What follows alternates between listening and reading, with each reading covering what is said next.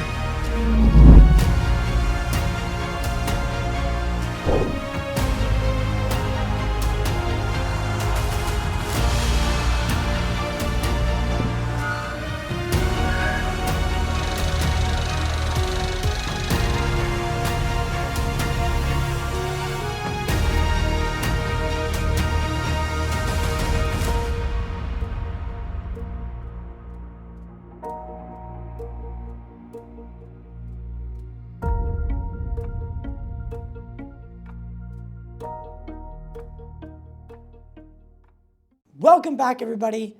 I'm so happy to be doing this today. You know, it's not every day that I get to sit down with someone with such an incredible insight into the world of the Black program, government contracting world, and, you know, why, especially right now, we are taking this so seriously. So, of course, I want to start the interview with maybe getting a little bit about you and why we have to film this way. I just kind of want to get that out of the way. Why do we have to conceal your identity? I was working on concealing my own identity, and then naturally some things changed, mainly with Tim Phillips, when he did go on the McWest podcast and announced that there was a particular person who had physical material and pieces, and he felt like that person was trying to extort AARO, and that based on what he heard from the senator's staffers, he wouldn't have that person around his family, and then went on to conclude that they had turned that over to the FBI and so on. You know, someone tried to get AARO's seal of approval. There was another claim made that there was a person, and he now goes by Whistling Mike on X, and he's made some claims, and Burleson has said he's an interesting person, and he's a defense contractor who's trying to get contracts with the U.S. government, and he came to AARO with a story And what you say is that there was an attempt at extortion. Can you address this and clear this up? What happened there? We had a referral when I was the acting director. Chairman of one of the oversight committees asked us to meet with an individual that claimed to have reported to us a UAP part.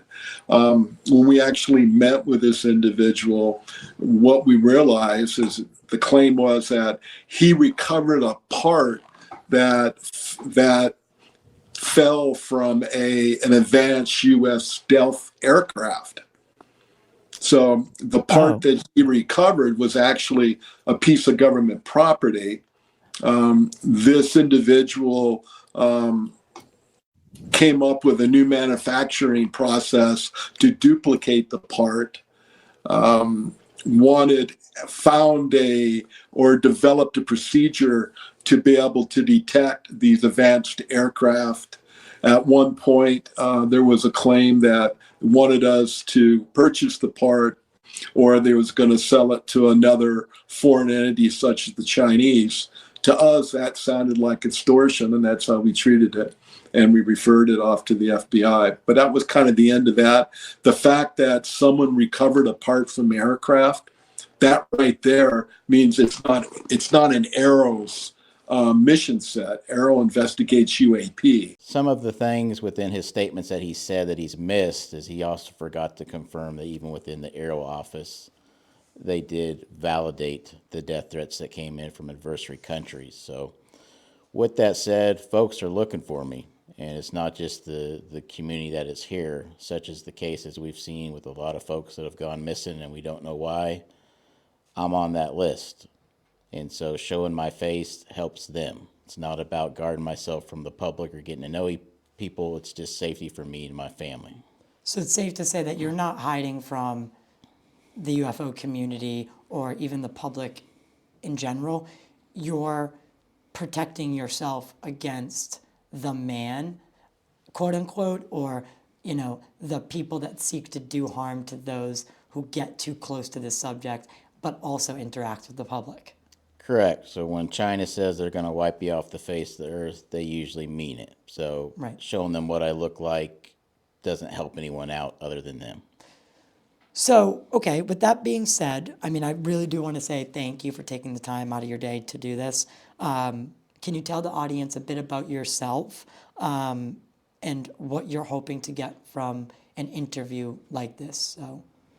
Yeah, originally when I started, this was a project where I happened to come upon a UAP craft and it worked through its various stages. Now, I always looked at it as a technology standpoint, as a business standpoint, as we built it. So as we've developed technology, not just within the UAP community, but goes directly into the defense contracting community, that's where I've been. However, with that said, I am forging my own path. That's been said to us from several senators, from the Pentagon, and from funding. You're in uncharted territory. So I have ran into issues getting a contract through, but I've went through several titles, whether it be witness, whistleblower. As of right now, I'm just focused on one, and that is essentially an arms dealer. That's where I go forward from here on out. However, what brought me here is a bit what I'm going to share with you today. So you're a bit like a Tony Stark, right? Before he became Iron Man. I'm a bit like the Merchant of Death at this point in time. There's real life people that have to challenge the government. There's real life people that are the one guy. It doesn't do me any good to compare myself to the person, as we know now, that bought the direct energy weapon from, as they described it, Russian criminal network that then developed the discombobulator, or where exactly they got the technology from, what that guy's name was for the ghost murmur.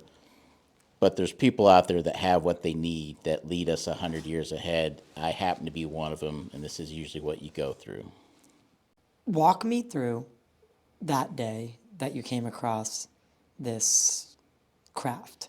Had you thought about UFOs, or it seems like you're a pretty straight-laced gentleman, like, not saying that you wouldn't be thinking about the existential things, but had you ever had a interest in the phenomena before what happened?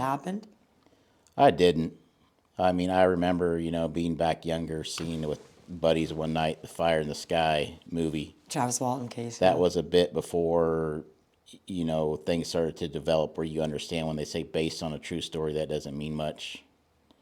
So that was really the only little bit of knowledge that I could remind you. Yeah, I saw E.T., Star Trek, Star Wars. It wasn't because I was into UFOs. UFOs. It was just that's everybody's childhood of that decade. Pop culture. So Yeah. you really relegated yourself. You were more relegated towards the pop culture side of it, like as a storytelling thing. You never. Yeah. Did you ever think you'd run into what you ran into? No, never. I mean, for people that are Gen X, I often wonder about like these generations coming up to sound like a grumpy old man. Like we grew up in the day of like, Back to the Future. So you really, in your idea, had it that in 2020, 30, you were going to have flying Flying this, flying cars. that. And people always just said, yeah, that's how it'll be. Now everybody has kind of flipped that script where they're like, oh, we don't have this technology.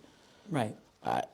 How the hell do you know? Because that's how my generation kind of viewed it. So that was always how I looked at it: is this is advanced technology versus, oh, that must be a UFO. If you get there, fine, but that was never my first idea. So you're growing up.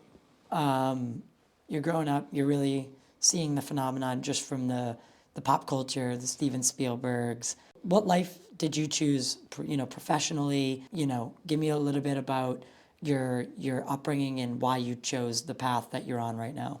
Yeah, I grew up in a pretty poor environment. A lot of that just has to do with people making it through, young parents. My sister was diagnosed early with a disease. Then I ended up coming across the same disease. And, sometimes it's not digging your own hole deeper, it's just life trying to bury you. So I know what government cheese tastes like. And so I was pretty confident that my one goal in life was going to be to make sure, I got my own family and my own. As you get older, it's your responsibility, right? Right. So I went through those normal processes of work and jobs. I was always very eager to get the corporate ladder climbed, made it all the way to the VP of a publicly traded company. And when that company ended up being in a purchase buyout from another larger company, a merger, my job was often the times the VPs, because whoever the buying company is uses their VPs. You're kind of isolated out of it. Consulted for a while, but then I was like, I know what I got here, which Right. I'm already hearing. There's people, within the industry have been out with me saying no one else can do this. That was going to become my full-time gig, and that's when I made the jump to do it. Okay.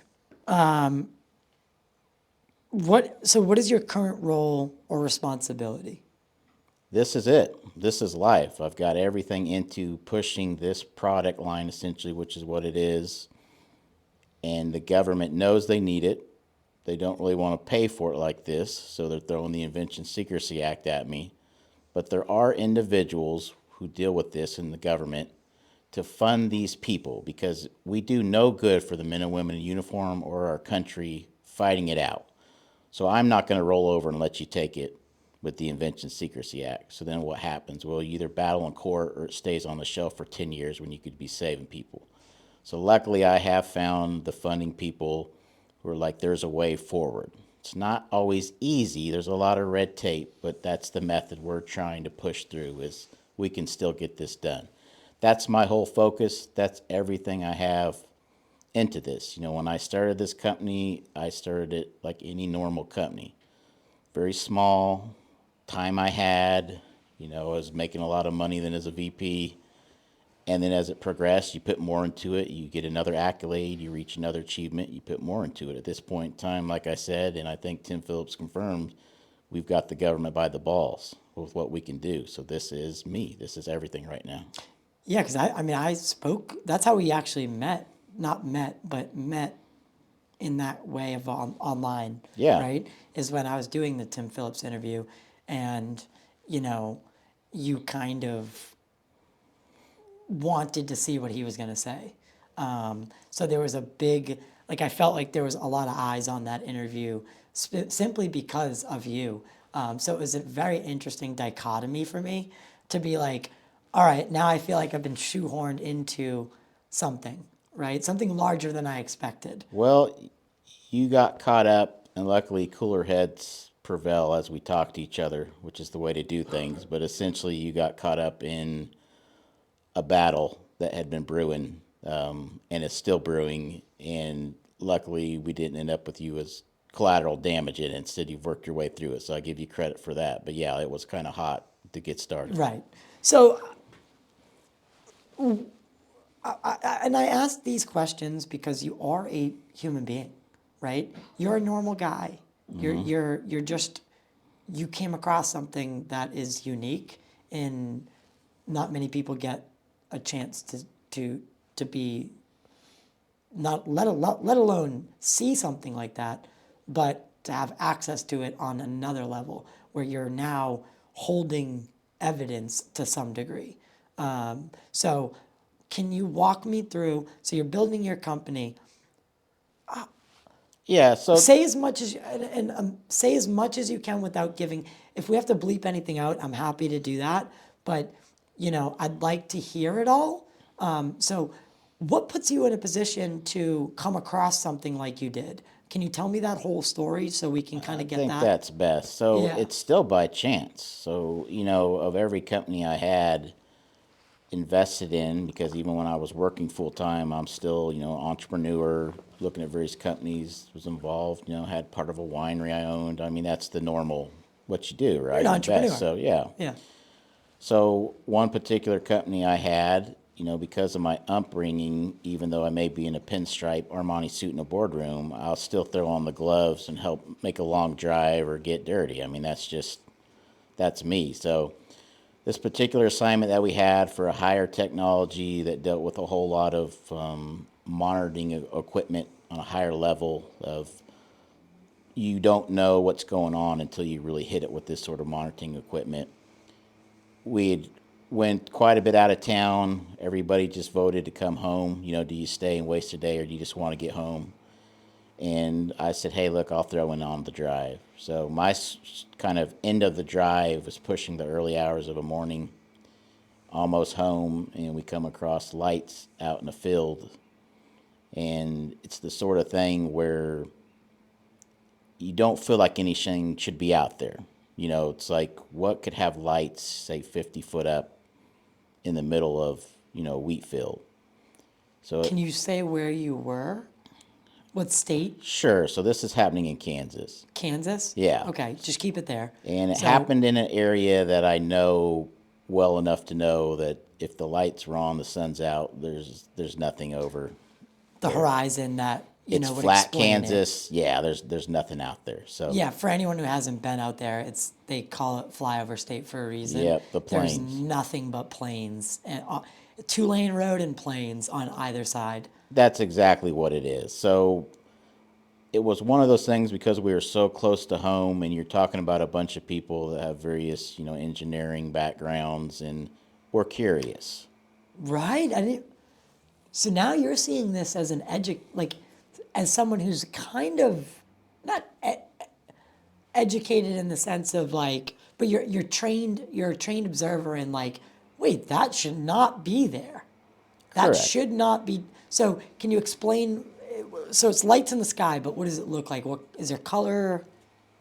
At this point in time, you just have some really bright lights. Okay. White, kind of a yellowish looking light. Nothing, there's no blinking reds, greens, blues, nothing like that. You Just one light or several?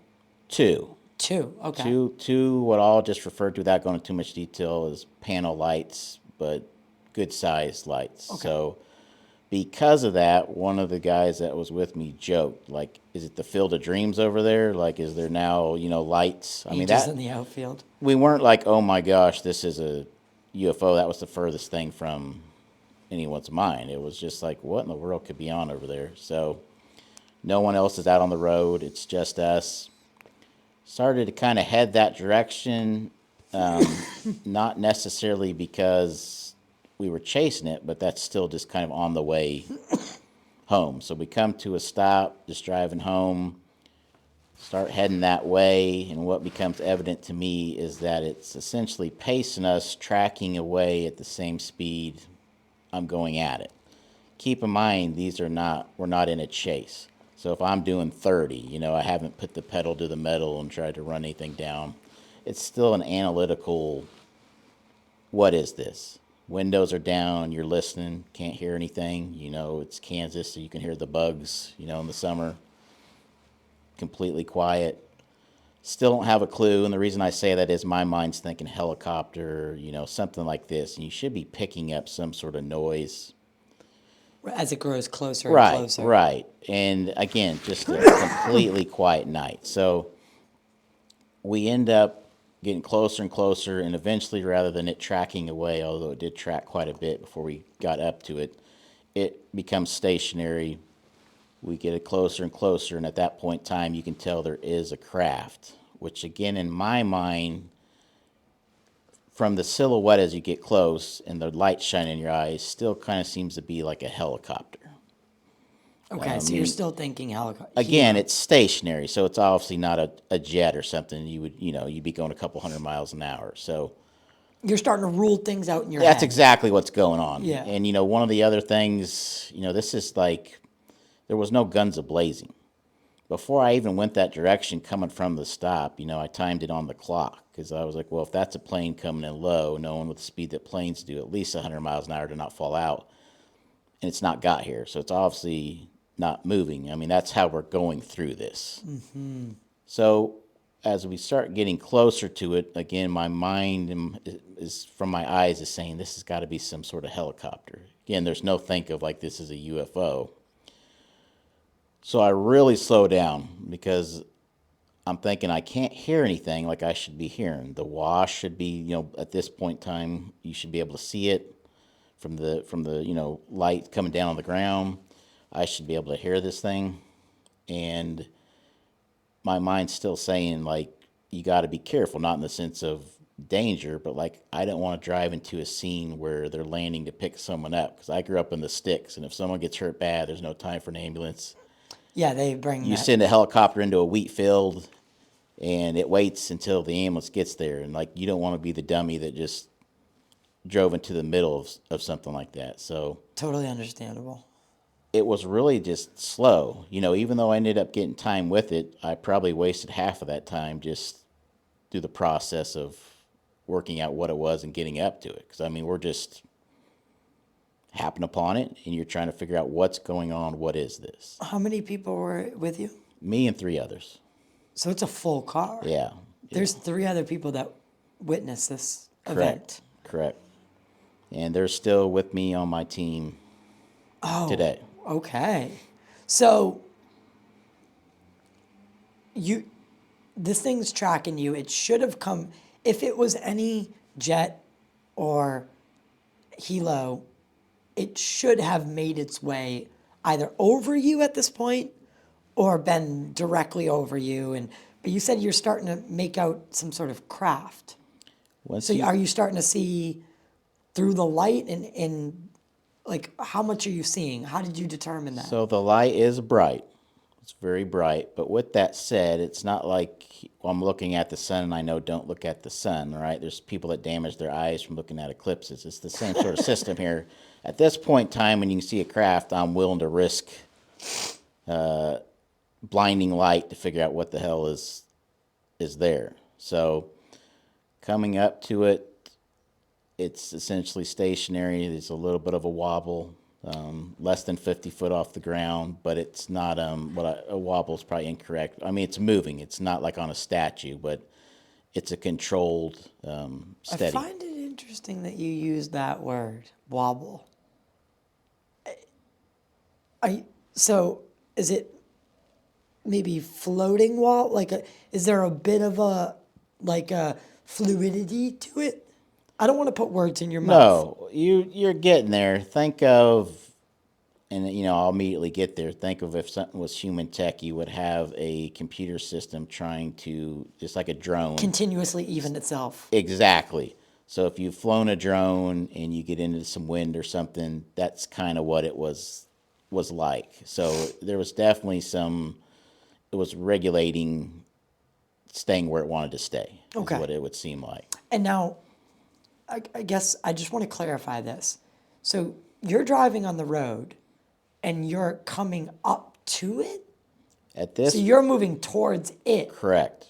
Okay. And for a while, it's tracking away from us. So it's not leaving, but we're not getting any closer. Eventually, for whatever the reason be, it's stationary, and now we're catching up to it. But again, it's the slowest race, 40 mile an hour, 30 mile an hour sort of coming up to it. Again, you're just trying to figure out what the hell it is without getting yourself into trouble. So what happens next?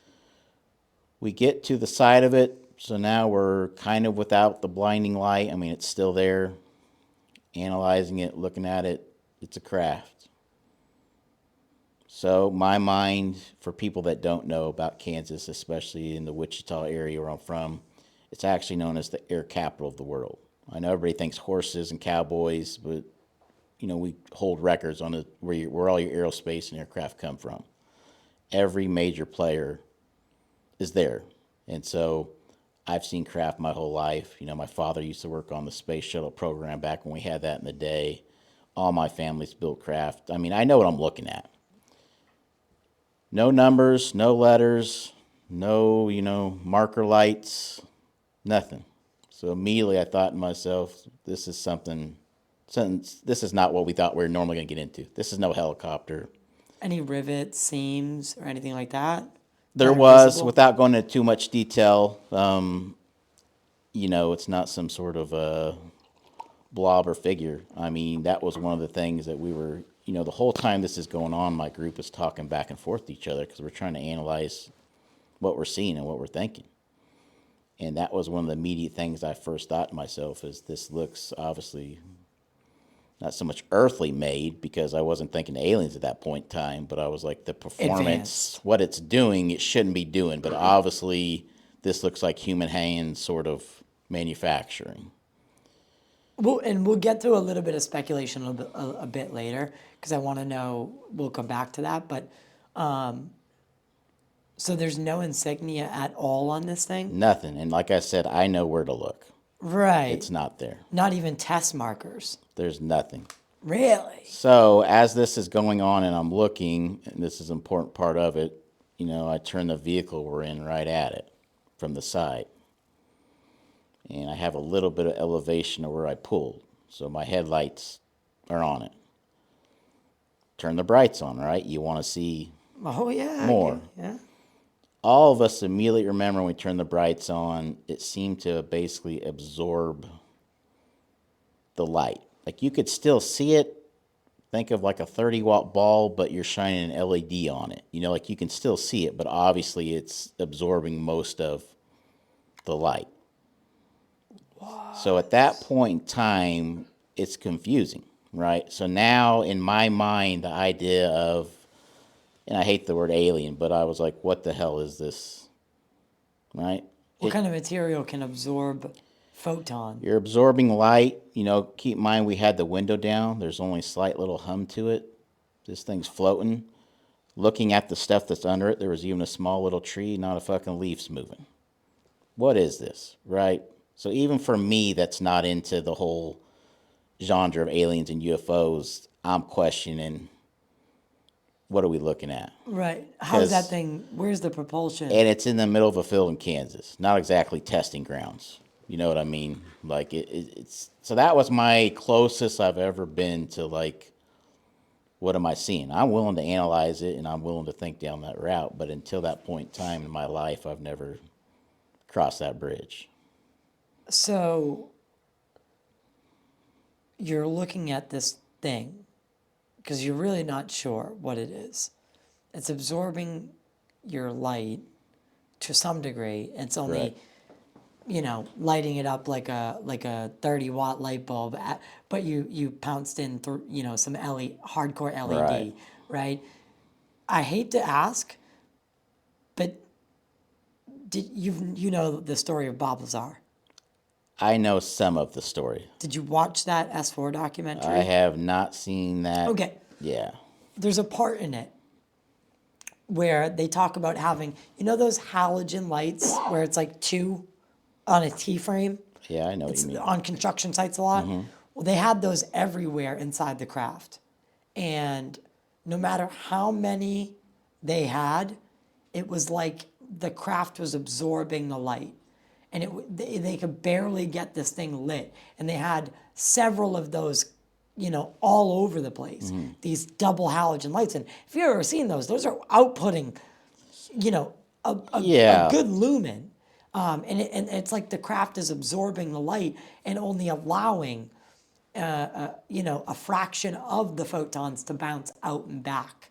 So, again, forgive me for drawing lines here, but I can't help but think of that. For the community, is what I'll say, making that sort of line is an actually fair line. However, just because we're on record here, Bob Lazar is full of shit, is my personal opinion. Thank you. Yeah. So you know what? Thank you it's for not being that honest. it's not that doesn't match up. I'm willing to say, of course, that matches up, but I just not believe in the story that's there. Okay, so you know what? Respect. I have respect for someone who can come out and just be like, you know what? I don't believe the guy. So, well, in fairness, I want to say this. Because this is how you do science, and people don't understand science a lot of times. I know because I listen to what the tweets are every day, right? Right. The posts. We still assign a person in our team to look at that angle, right? So I took the it's human tech angle, and we'll get into the story later, and they took the it's not human tech angle. And we looked through all those cases like Lazar, the Ariel's, school. And I'm just telling you my view is on all of them, after looking at the facts and the stuff we dug up, is they're all bullshit. That was my personal and our group's opinion. It's not that we didn't look at it, we just came to a different conclusion than apparently the individuals do. The Rura case is bullshit? Did you just say that the case school? of Zimbabwe is absolute bullshit? We're going to get into that a little bit later. I think we should. Okay. Because that is, you are the first person aside from that one kid, but we'll get into that. We'll get into that because I'm going to pick it apart, but that's its own. Okay. So we came to that.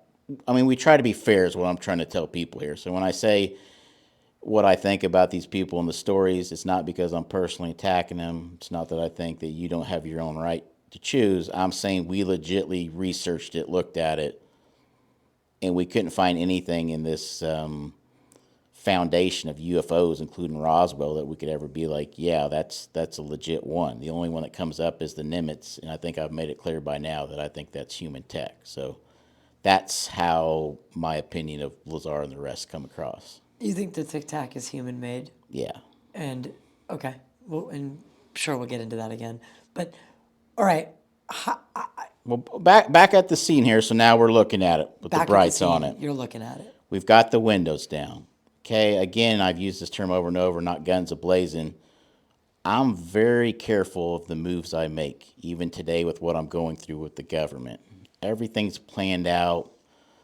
And so we're sitting there and we're listening to the hum, right? It does have a noise. It's light. It's not what you should hear from a craft that's essentially levitating. But all of us, as crazy as this sound, looking at each other, we're like, it seems safe. There's no sparks coming out. It doesn't sound like it's going to blow, right?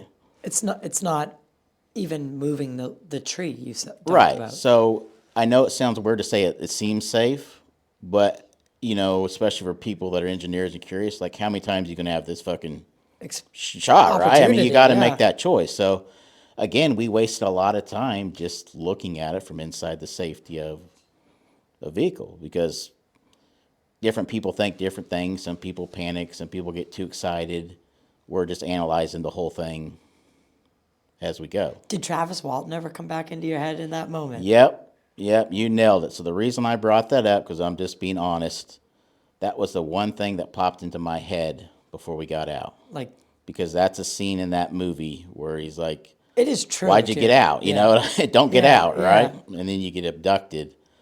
But again, analyzing it, and I know it might sound odd, but it doesn't appear, there's not leaves turning brown and burning under it. I mean, there doesn't appear to be any radiation signatures. Yeah, these sort of things that would be like, oh, let's get out of here. So with that said, we got out. All of us got out. Maybe we weren't smart enough to leave a driver, but we all went to the back to get the equipment out because what else would you do, right? Equipment? You've got high-tech equipment to do things and see into electrical panels through walls and pick up ultrasonics and acoustics. I mean, if you're going to get in trouble, you might as well go for the big one, You're right? packing?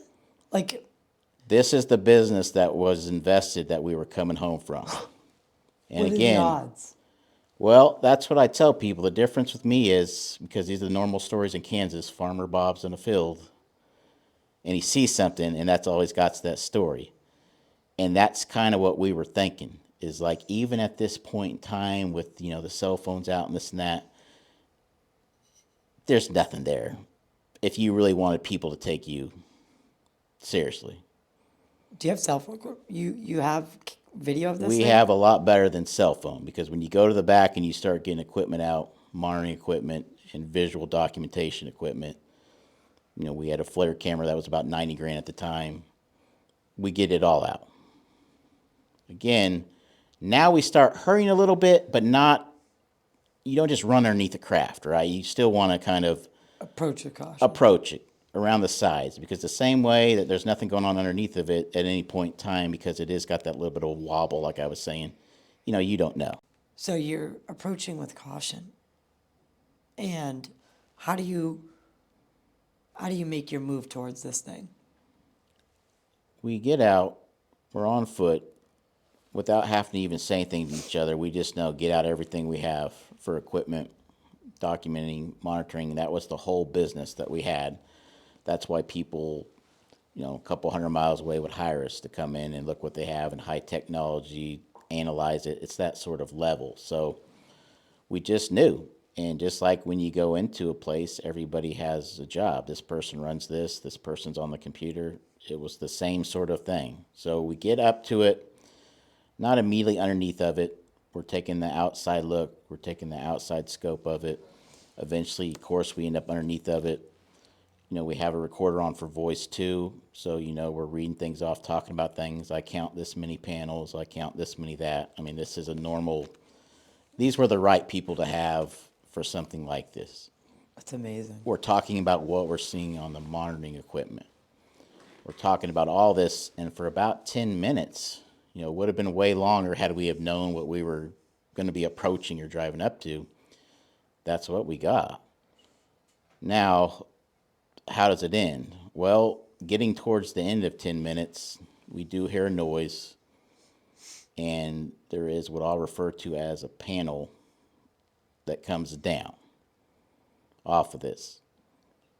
Again, put yourself in the shoes of individuals in Kansas that have come across in the early hours of the morning a craft that is doing this.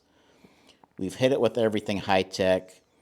We're talking about it. Now, engineering always sounds like this sexy term because of how advanced it is, but there's another part of engineering, which is you come to questions and the answers are kind of like a caveman. So one of the things that we came up talking is we can pick it up on a sensor, we can see it, but what is this? We have some idea what it's made from because, some of the readings coming back, but what happens essentially if you throw something at it? Again, sounds a bit odd, but that's kind of where we're at. Does it go through it?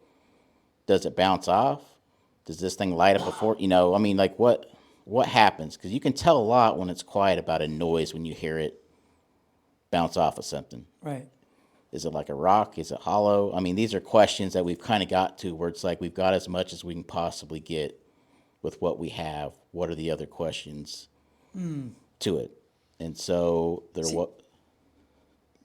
a panel correct. falls off as you got.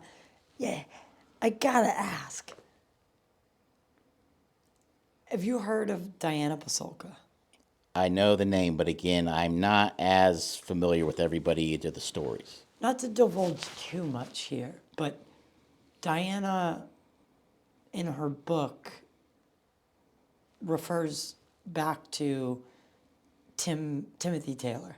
And do you know I that? know the name, but again, it's the smallest part of the story that I can remember. They call him the dragon. Correct. In mission control in NASA. And he's Allegedly. allegedly, Allegedly. Yeah. but the guy is super elusive, and he seems to pop up everywhere, but not publicly, like with Chris Bledsoe. And again, let's for at least this part. But Diana's talking to Tim, and when she says UFO crash, he corrects her, and he tells her, "No, they're donations. They're donations." Do you think that you were possibly given what you needed at the time? At one point in time, because of how rough this has been that we're going to go through, I did kind of think back and think to myself, like, why me? It's an honest question, especially with what we're going to get into. Yeah. I mean, as we just said, what are the chances of this? So am I the only person in the world that just, me and these other three people, and you got to ask yourself, why me, right? However, I saw a UFO. Panel didn't fall off of it, though. when we start the analysis and working through that, it's obviously human tech. And the other part of that is going to be what we identified, we believe, and this does happen a lot. You just don't hear about it, or if you don't have your head in that industry, stuff breaks all the time. The harder you have a performance, the more it breaks. And most of your nice craft, whether it be, the SR or the 117, is because they just can't keep up the maintenance. Yeah. Even the B2 is usually down for 2 or 3 times as much as it flies. So when you hear about how impressive it was that they did those missions in a row, it's because normally you have to bring it back and replace all sorts of stuff. So with that said, to us, it was a communication, we'll say data link failure, where it was traveling, and this happens to drones. We lose them in other countries all the time because of this. You don't know where to go because this isn't a conventional motor. The idea would be you just sit down at that level waiting to go. Now, that failure of the panel, we think, was involved in it.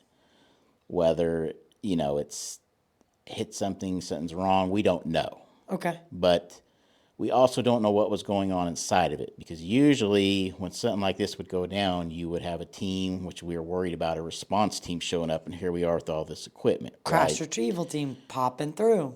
It's got to be. Someone's got to be watching it from above with some sort of Reaper or satellite link.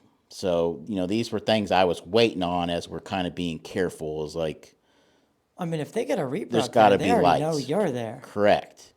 The other part of that is you're also trying to figure out the problem. You always have remote ways to fix stuff.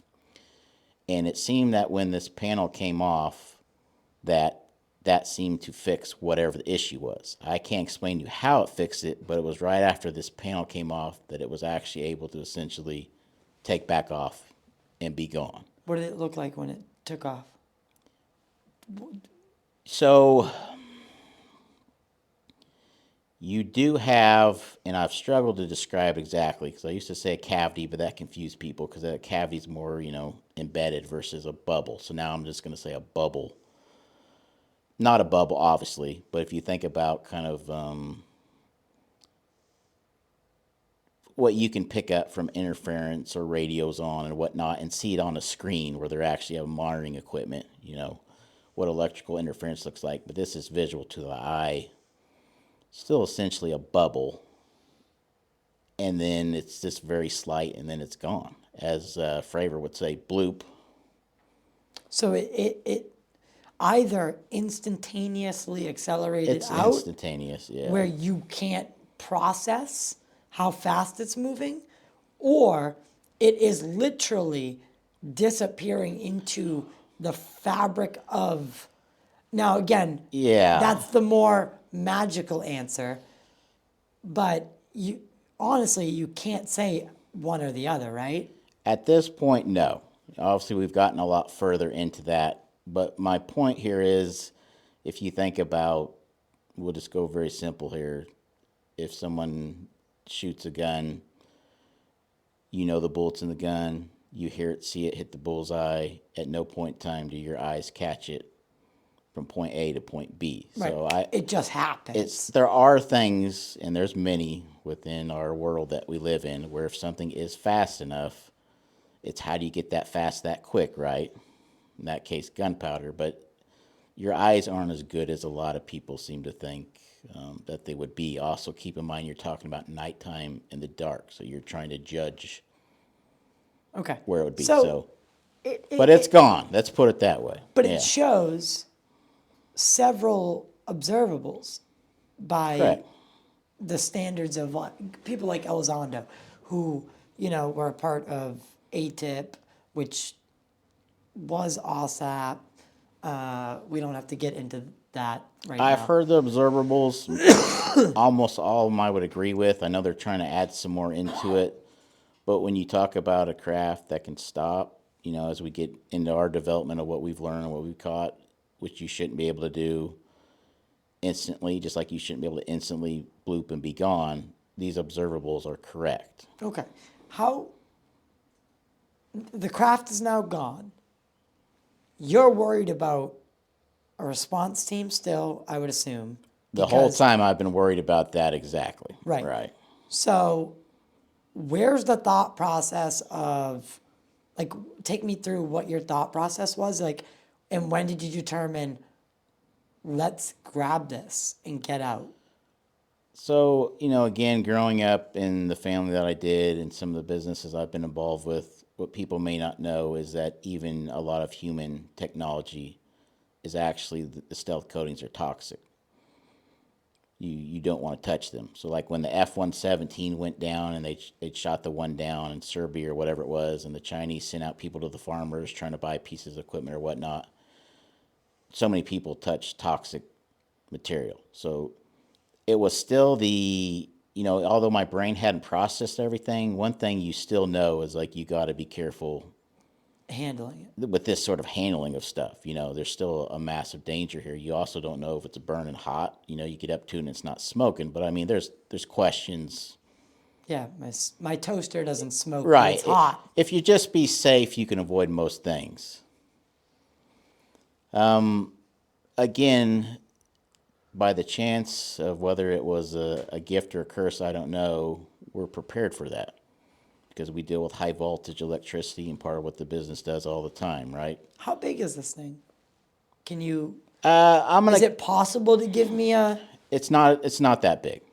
Okay, Think it's not more of that big. when the shuttle comes in with heat shields. You add up so many of them. So if one fails, it's a small thing. Now all that information is on record at SSCI. It's all on AARO. But And for anyone who doesn't know what that is, I would assume that most people watching my show do. But what is that? Sure. So SSCI is the Senate Select Committee on Intelligence, which is essentially the boss of all intelligence industries. So when you go into that SCIF, that's where everything that's happened in every country, every terrorist attack, that's the briefing, that's the people you talk to and answer to. So naturally, they wanted to know the exact same thing Okay. in those question lines. So you're following that good. And then AARO, of course, is the Pentagon's version of the investigative force that looks into, I don't even want to say UAP, but if it's in the air and it's unidentified, what is it? Right. So again, you get this, you obtain this panel. Correct. Are you still in your mind thinking that I'm going, someone's going to be coming after me now? Well, Are you worried about that? When do you stop being worried about the response team? here's kind of what my thinking was. If a response team shows up and they say, why did you pick that up? And I say, well, if I didn't, you have technology left in the middle of nowhere in a field. And at that point in time, I don't know if anybody else has seen it, right? I mean, I'm trying to monitor in my eyes. Is anything flying over? Not just surveillance, but like normal, if a pilot goes over in a commercial and he sees something weird down there in the middle of a field too, he's probably going to call it into air traffic, right? I mean, there's all sorts of scenarios. So that was going to be my explanation. So you were, and you're not lying. You're a patriot. I'm glad you brought it to this point because I want people to understand at no point in time during this did I ever think to myself, this is going to be my business. I'm going to take this and have it analyzed. It was just working through a crime scene, right? If you show up and someone's in an accident, you just start getting them out of the car. I mean, it's just the process that seems like what you should be going through. Right, as a good Samaritan. Right. A It good has nothing citizen. to do with me planning this or planning that. I am literally caught up in the moment of what's going on here. Right. So Okay, so what happens next? You're clearly, smart enough to have picked this up. How long does from start to finish, how long is this encounter? And again, yeah, so it's a long encounter because of how much we're sitting there, how many we're waiting, right? So we let 3 to 5 minutes go by because I think it's this close. So in 3 minutes, it should be over us. But someone else in the van, if you've ever tried to judge lights far off, right, it's not as easy. Okay, well, it's 5 minutes by now, and it should at least be, closer, brighter. So there's a lot of kill time there. But the actual out with it in person is right about 10 minutes time. We could throw 1,000 different times out there, but how much do you include? How much do you not? How much of that's really important? But that's But- kind of the essence of it. but you had eyes on this thing for about 15 minutes. Yeah, from first starting to make out the craft, because at that point in time before that, we're just seeing lights and there's Okay. no real detail of what it is. Yeah, but all right, so you have a lot of data as well. Correct. You've obtained a lot of data on this thing Correct. in the air. Correct. It blimps off.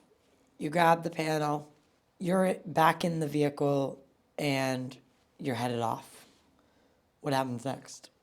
Well, as all excitement comes down to when there's going to be some possible fallout, everybody wants to know who's going to be the point man, right? Things are going to happen. You're going to have to speak to somebody. Again, So you're in the car talking about this Right. with the other three. and it's not really like someone doesn't want involved in it. It's just like you get back in, and a lot of other people are like, yeah, man, I don't want to deal with, you just instantly start thinking the worst. Like, I don't want to deal with the FBI. I don't want to deal with them, man. Like, And I was like, I'll handle it. Right? Because you got to call somebody. It's just the way, again, we weren't thinking about let's have this and, these allegations against me. You're just thinking like, okay. So I don't do it when I get home. It's early hours of the morning. I was going to try and sleep. You can imagine, even with me, that you just can't. You can't sleep. You're replaying this in your mind. You're going through the data.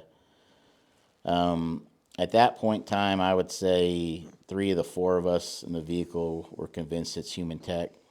But because of what we've seen, there's still one that's like, not that it was a push of it's alien. It's just like I haven't seen enough to say it's human tech But- at this point. But at this point, there is debate amongst your group that this might Correct. not be human. Yeah, I mean, again, we look at stuff in fairness. Wow. And everybody's got different knowledge bases, So, like, This is amazing. for example, when I went into AARO and they wanted to see photos, and this is exactly what they said, there's a certain way that everybody does stuff. So, like, there's a certain way China or us or Russia nips and tucks their aircraft. You can still tell things from it. So, some of the people that we had with us felt like that's definitely not just human, but U.S. tech. So, it kind of depends on what you're looking for and what your markers are to get you to where you're at. Right. So, So you take point. You take point. Correct. You go, guys. I own the company, right? I own it's my. I'll it. deal with it. Yeah. I'll Yeah. handle it. What was your first move? Now that you had obtained, let's just say, because we'll just call it the material, right? Yeah. You've got the material. The next day, or when, what's the decision that you make first? Who do you call? Who are you calling? My first thing was, did anybody else see this?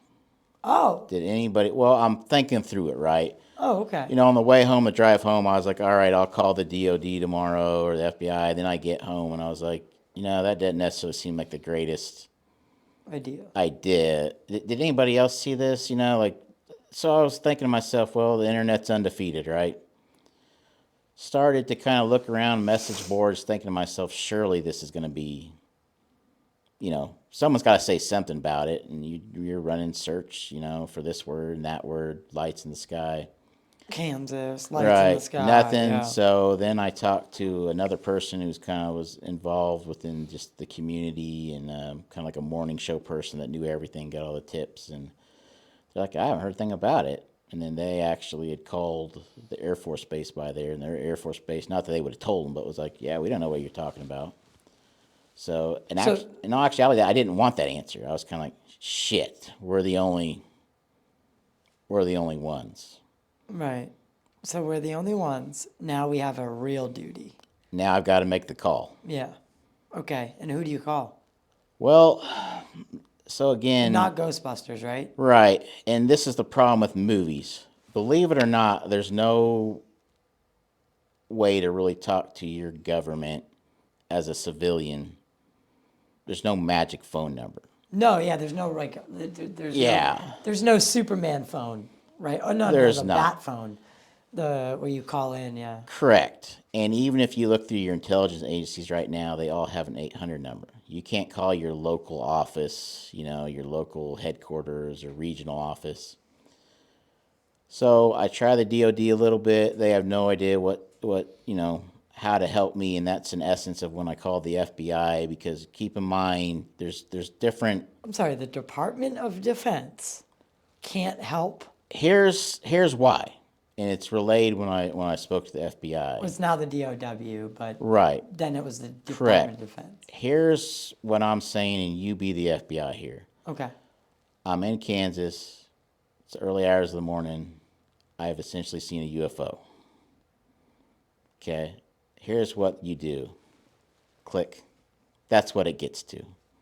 Sir, I can't help you. Sir, I don't. Okay. Yep. That's it. Now, at that point in time, I hadn't said anything about pieces or whatnot, because you're just trying to get this conversation started. You're trying to have them take you serious. And at that point in time, no matter what I would have yelled out, it would have been like yelling out, I've been abducted. You could tell they were just like, Over it. you're a crazy guy at 3 a.m. I don't think Scenic I craft. asked. What year is this? I always say early 2000s. And the reason So this first happening, yeah.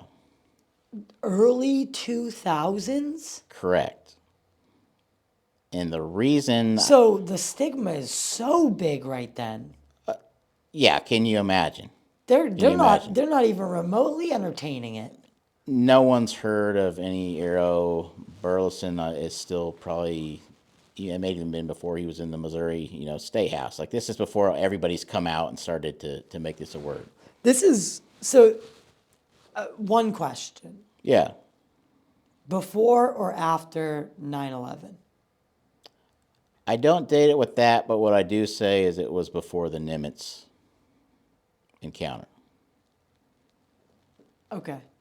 It was before. I want people to understand the reason why for this. And if everybody listens to, like, whether it be Tim Phillips or Sean Kirkpatrick talk, it's always, oh, let's get those guys. And I'm not saying there's not a reason for it, right? I've got my own part of that. But there's certain things they say that people don't realize what they're saying. And one of them is they'll say, for those of you that haven't come out to the public eye, we thank you. And a lot of people jump on that and say, oh, they don't want to tell us, the public, what's going on. But the reason is, in real reality of how these things work, is the first step of any radar system, of any discovery, is an algorithm.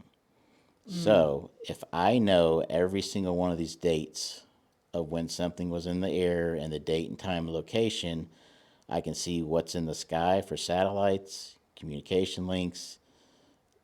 I can start figuring out information you do not want the enemies to have. And as we sit here right now, the Nimitz is so publicized, they've got one point that's in every algorithm. We don't want to give them conditional points to figure out how's this thing fly. I mean, this is how you break stuff down. This is the same thing we did. So that's the reason for not giving everybody an exact date and time. Okay, fair. Yeah, fair. So before the Nimitz. That actually, I did not. That fact must have escaped me. I was thinking like 2015. So no, but the stigma. So the stigma is real still. It's not even a stigma at that point in time, with people that are within our team and the jobs that they have, and God bless Kansas, but it's a little bit behind the progressive movements of anything.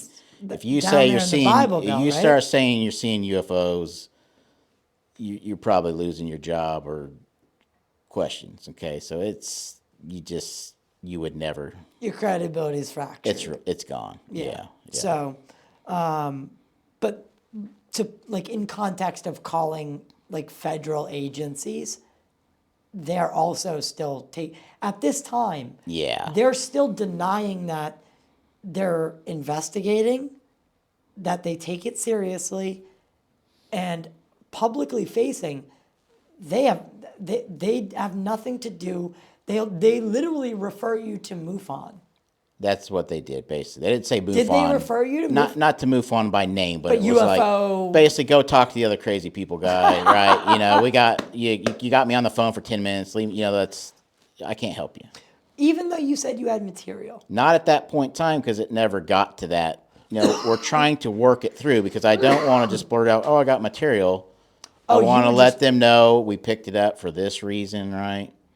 We have it. You want to work set through that it. stage, right? So you're not opening with, "Hey, I have material." Correct, but again, you could just tell it was of no interest. They just viewed me as a crazy guy. Now, the FBI is going to come up several times in this story, and it's interesting to see how that went 360 towards the end. But that was my start of the FBI. I was getting hung up on. Okay, so before we go to the break, and then because when we get back, we're gonna get real deep into this. But how many? When is it that you go, okay, if no one's gonna take me seriously, I might as well get this. I might as well use this to my benefit to some degree. It's after those calls. I made a couple other calls because legitly I'm trying to get someone on the phone at some military branch or whatnot that will have an actual conversation, a serious conversation, and nobody wants to talk to a UFO person. So we get through all of that, and we've got several acknowledgments. I always keep my receipts of basically like, well, it's not ours, not in the sense of like we're revealing information to you, but like, you call the Air Force Base and they're like, well, I know what to tell you, guy, but it's not ours, right? So it's like, okay, nobody's claiming it. Nobody wants to have a serious talk.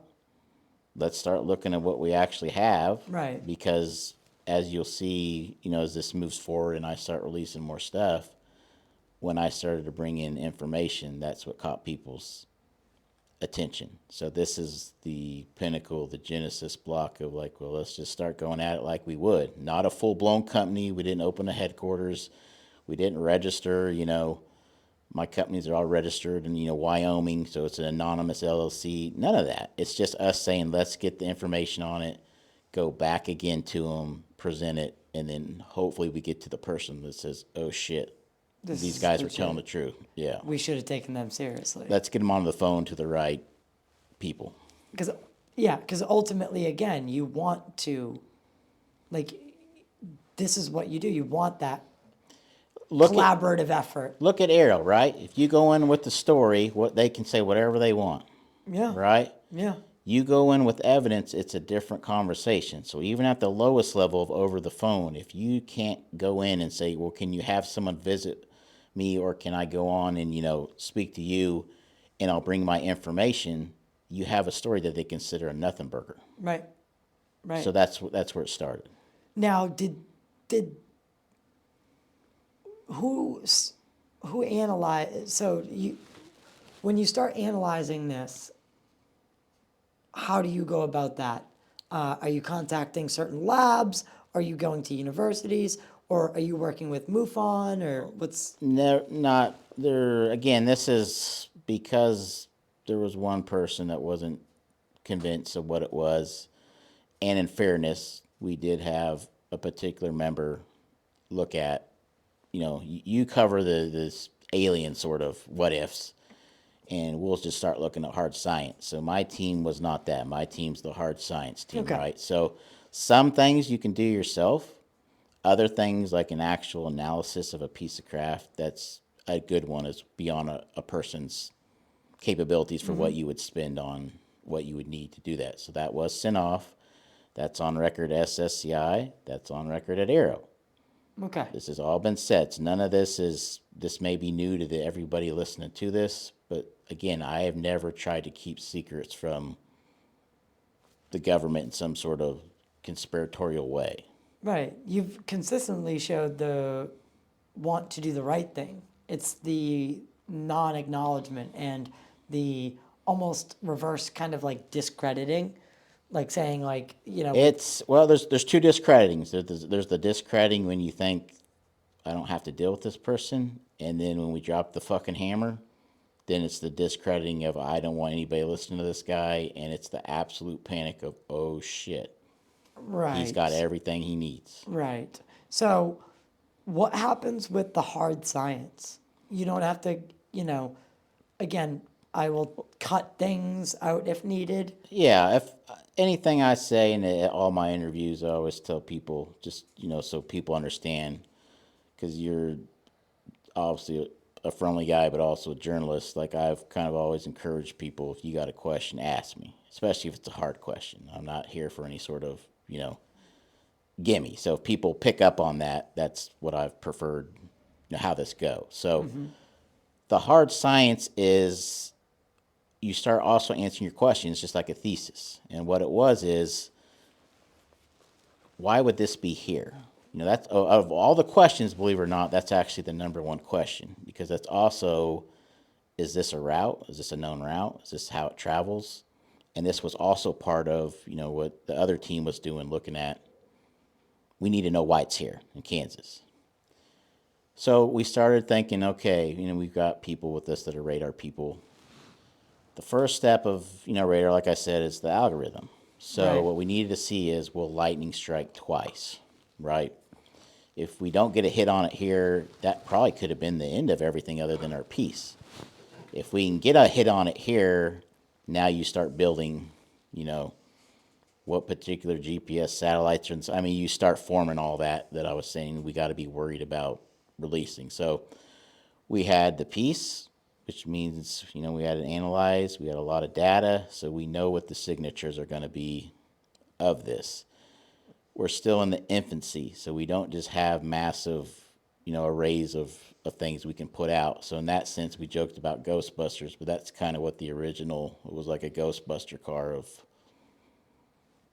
trying to run it down in that same particular area. So you went looking for it. yeah, knowing what it should, we had some benefits because, you got to be careful what you say, because you can receive signal, but when you start sending signals, there's a lot of license and whatnot you have to have. So when I skip over things, it's intentional. Fair. But if hypothetically you knew what the signature was, you can get pretty high in the sky to try and identify that same signature. So Right. it's not that we're waiting for another downed craft floating off the ground. We're just trying to see, does it cross this path again? Right. Is this repeatable? Is this something that Is this the the flight known path? flight path for Right. this thing? And for people that don't know, that's still common stuff. Like, you have flight paths for a reason. And Yeah. going over Kansas is a damn good reason, right? Who's really going to see you outside? And these are the reasons why you pick paths, especially with test aircraft or X-planes. So Right. And again, middle of the night, right? What hour is this? From the original? when this whole thing went down, it's about a 3 a.m. time That's frame. exactly when I would do it if I was. Right. Most people are asleep. If not, they're hammered. If they're up at 3 a.m., there's a chance that, That's it. again, you start limiting. Your story's just been doubted because you're a person up at 3 a.m. and what are most people at 3 a.m. are coming up from the bar. So Yeah. again, it doesn't. You just have a story without data. Yeah, and it's that would be my time. So again, you're Well, seeing all these things. I try and give people a reference of how this really works, because my mind and my experience is in that industry. And for anyone that follows like the war zone, I don't agree with everything, but he'll do some real world stuff. And one of them is there's an actual team that will go out, but it's the Night Stalkers, and train in urban environments where people are at unannounced. And the particular story he covered was he got pictures back of basically people in all black rappelling down from Nighthawks. I believe it was in Miami or something like that. So he immediately thought this is a fake nonsense story. But when he started checking into it, they verified, yeah, that's how they train. So they're simulating sneaking into a city or a building, Undetected. real fucking world, that they're going to have to do in another country to see how it goes. So again, for people that say, oh, no one would do that, this is exactly how they do stuff for obvious reasons. Now, them hitting some sort of problem and the craft being where it was at is an unfortunate, unintended thing for them, but this is how you test stuff. Yeah, yeah, exactly. Now, with that being said, one more thing before we hit the break. In the time that you're getting hung up on by the three-letter agencies, alphabet agencies, and I know you say you're on the hard science, but are you starting to develop more of an interest in UAP? Are you starting to look into certain cases to see if you can find any similarities? Like, has that come up yet? I know it's come up. You have a Right. person, but So- are you starting to dive down that hole? Well, keep in mind when I say I'm certain it's human tech, maybe 99.9%. But as anyone should be, never go to 100. I know I say 100 because it's so close to it, but you always have to be willing to be wrong, an open mind. The individual that we brought in for this, what I'm referring to as the alien UFO side, is a person that we see a lot of times. They're not in the community, but like in the community, who could tell you cases that even some of the most studied people don't know or don't remember. Like that sort of level of, like just what I've told you, Sutton, and you say, oh, well, are you familiar with this because this happened in the Ozark. It's that same sort of thing. So that was kind of the level of person we brought in of could tell us anything. And what I looked at went back to look at the old fire in the sky, and it wasn't that I wanted to go and disprove it. It was just that's how it happened. So that's why you're going back and looking at these Correct. cases. Correct. Oh. And then another one that came up was the Philadelphia experiment, because although I can't say a lot about it today, as we're relaying, how things work and what we've got on data, the person was like, oh, just like you kind of do. It's like, oh, well, that reminds me of the Philadelphia experiment. So it's like, well, we better look at What this was. look at that. I mean, we couldn't look at everything, right? I mean, that's, but you're trying to pick out the best ones, whether it be the most talked about, like the school case, or ones that this person's saying that fits kind of what you're telling me. Right. Yeah. Wow. With the Philadelphia experiment, what did you, how did you even approach that? It's a wild story, It's a wild but story. it's a story nonetheless. And Do you believe that we may have something, like we know MK Ultra and things like that did happen, right? We know that government's there shady is, and keeping yeah. secrets, for sure. Right. And I've dealt with that a lot. It's where, as this has progressed, because of knowing what I know now, the sort of stuff you have to go into SCIFs about, not one time, they go and verify it, call you back again over years, right? It's that I kind of had to let go of the hunt of where did this come from, because that's the big thing. Did we develop this ourselves, or is this from a craft that we've recovered or re-engineered? And the way I had to do that is I'll never know. I've got access to running things down and getting data right now. I don't have access, as people's finding out for their own selves, of pulling files from the military government. Like, how are you ever going to get into these files? You would have to know to see that, which is kind of what brought me here, which is that Gene Sticko and his book was just another guy to me on internet. Look through it, and there are I'm sorry, who? Gene Sticko I know. picked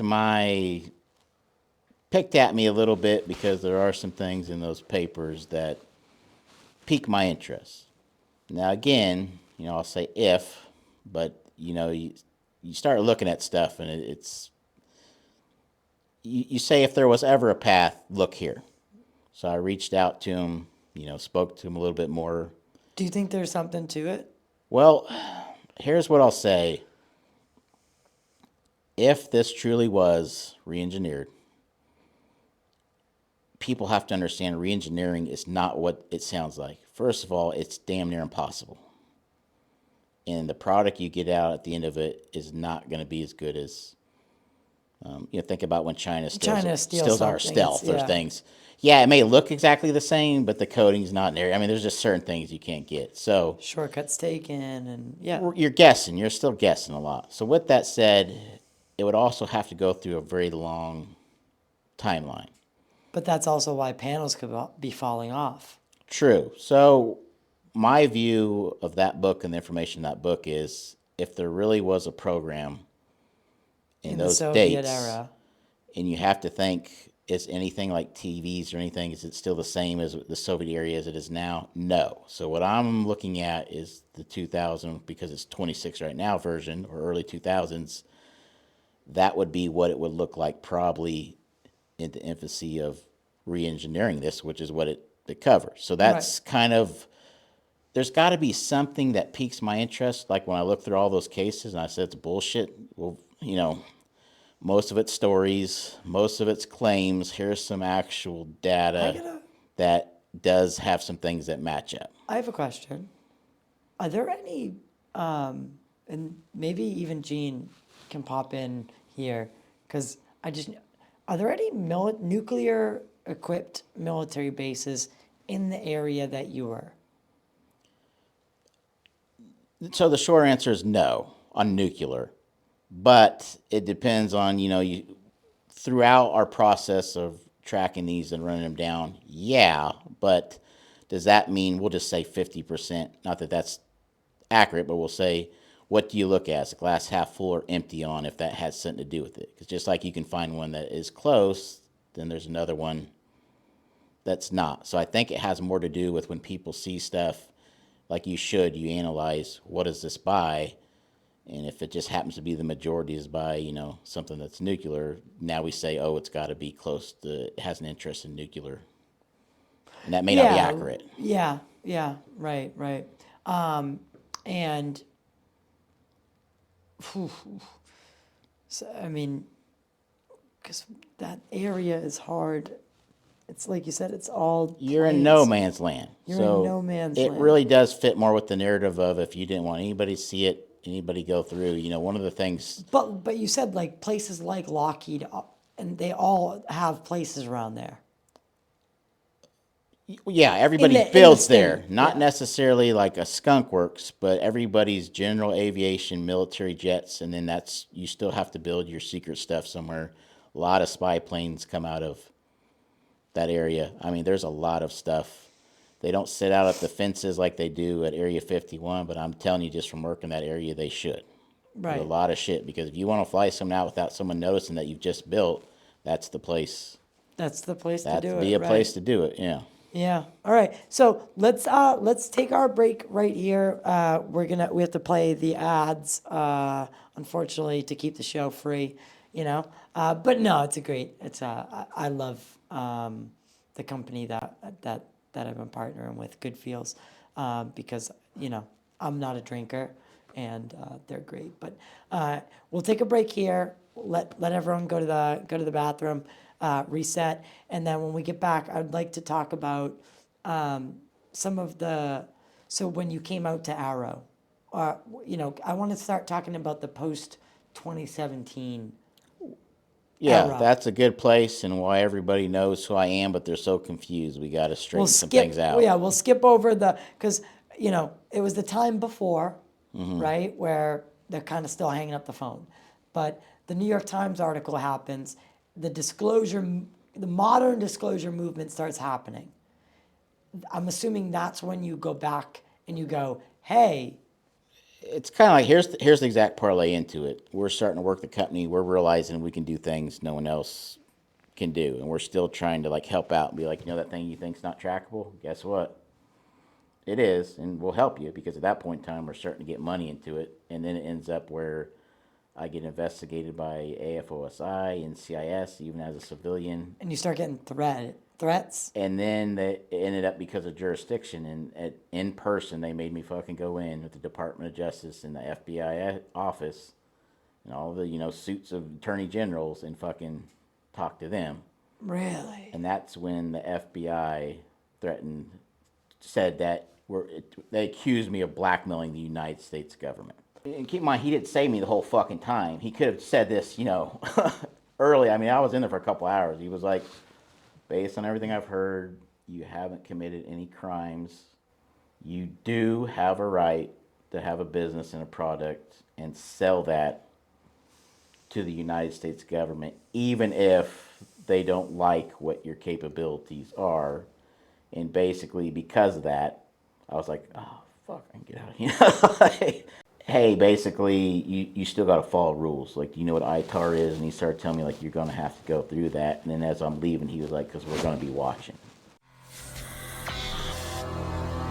This episode of Total Disclosure is brought to you by Good Feels Cannabis Seltzers. And I'll be honest, this is one of my favorite partners that we've ever had on the show. As I given up alcohol, I'm very open about this on the show, and I think a lot more people choosing that same path. So if you're looking for something that can truly replace alcohol in any setting, whether you're unwinding after a long day of research, hosting friends, or just want to stay clear-headed and in control, Good Feels delivers a completely different kind of experience. It starts with their 12-ounce stubby bottles of cannabis-infused seltzers. They're crisp, clean, zero sugar, and 0 calories. And they're designed to give you a smooth, fast-acting, elevated feeling without the crash, without the hangover, and without the downsides of alcohol. And if you're more than an at-home mixologist, Good Feels also has fast-acting beverage enhancers. You can add them to literally anything. Sparkling water,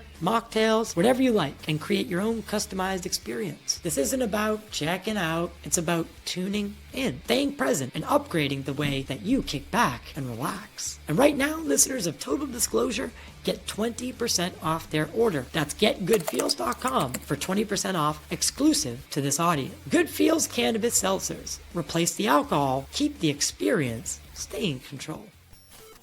And we're back. So we set the stage before the break, and the first thing I really want to ask about is that you've said OSI verified death threats and adversary financial offers. Can you walk us through the first time that you felt your life was in danger? It never comes with a death threat to start. So how they start is financial offers, investments in the companies, which is all normal protocol, we all quickly learn. So when you start getting people approaching you because they have to find a way to get to you, but there really shouldn't be one, then some red flags go up. And then when you find out they want to invest, red flags. So it starts very mundane. Now, as things progress and you realize exactly what's going on, so you say no, then it becomes where they essentially go to the next step. And the next step of death threats happens to do with they're following you around. You have a tell. When I used to go back and forth to the SCIF and the Hart building, the SSCI SCIF, I used to tell those guys, this is the most half-assed setup I've ever seen, right? I walk in 2 doors, you don't have to have any ID. Then you go to security. The security is a booth setup with like a 5-layer ceiling. You can see right over, right past it, right through it. You go through the metal detector, which is all it is. and the x-ray, and then you're in. So the SSCI SCIF is right there on the second floor. It's not a secret. And you can sit there and watch who goes in, who comes out. They even publicize when their weekly meetings are on Tuesdays and what time it is. There goes Rubio, there goes Warner, right? It's ridiculous. So part of that is, what would you think then state actors would do on a daily basis? Keep an eye on who's going in and out, because you can hang out in that building all the time. Someone goes into that SCIF, it's something big. You don't Okay. get into that SCIF if it's not major national security. So, moving forward on this multi-layer, they're chasing me around because they've come up with who I am name-wise from some other activities that went on, which I'm not going to release today, of who I am, and then just kind of this process. They've obviously got someone watching the SCIF at the other side, and these things start to work out to where they start to figure out essentially that I'm ratting them out. I'm going into SSCI like with the Langley, and I'm telling them who's doing what and what's in the sky. And they're getting pretty pissed. So now not only have I not took the financial offer for them to grab my tech, I'm using it against them. And at that point in time, it progresses into death threats. Right. And how did that come? They come usually over the phone, and they've got your phone number. They tell you, we've got your phone number. We can track you by your phone number. And they start making the threats. I was just speaking with Gene about it. This is kind of the industry he's from, but they tell you can't handle the consequences. They can tell you they're going to find you by your phone. This is just more pressure to get you So to it's crack. veiled. It's veiled, but it's always clear at the end, because at the end they tell you we're going to wipe you off the face of the earth. They tell you what sort of horrible things they're going to do to you and your family. There's no beating around the bush. Do you think that there's a possibility that when people talk about the men in black, this is a big thing in the UFO community. Do you think that this is some sort of like deep state arm that comes out to shake people I can tell you that that get too close to this? one of the things that was one of the questions that was asked to me by a senator was, let me kind of shape this a little bit. So we're sitting there talking, and all these various death threats and everything. Again, this has all been turned over. AARO's got it, SSCI's got it. When it comes in, that's what I do, right? I'm following the rules, I'm following the laws. I've got a DOD Dropbox for AARO, a sensitive Dropbox, all these things. Senator has two piles, and one pile has these death threats from China and others that came with some pretty intense verification that they are who they say they are, and they're at the level where they can pull this off. And then there's another pile, and I kind of thought, why would you separate these? Just, my analytical mind. And he puts his finger on it, and he says, do you ever think our own United States government might be sending you offers or death threats just to see if you'd go for it? Into that conversation. I hadn't considered that before, because when I get something, I just turn it in. But when I stopped and thought about it, it's not a verification of men in black and that sort of story, but our government, as we know, when they want to keep a secret, they'll gladly pin something on you or put you in a bad spot. So it's not a men in black, but there may be worse things out there than the men in black showing up at your door. Right. Wow. That must be, it starts to make a lot more sense on why and I kind of respect it in a way that you're not willing to let them win easy. You're just not. And I there's something about it that I respect, and thank you, because I think people like you bring legitimacy. So it must have been really disheartening, with hindsight on just myself, watching Tim Phillips of AARO say these kind of things about you It's or imply them. Yeah, he flat out said them. It it was for a reason. And for anyone that needs to find the reason, you go back and you watch that interview. And the question that's actually asked to him is, they're talking about the UAP caucus.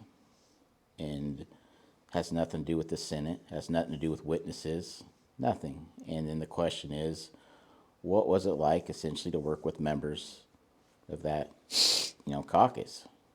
And he does this weird kind of thing where he's moving his body and he's somehow formulates an answer that has nothing to fucking do with the question. So in my mind, that's pre-planned, but he was just trying everything he could to find the place to get it in there. Drop it in. Drop it in there, because when he dropped it in there, he fucking came with everything he had.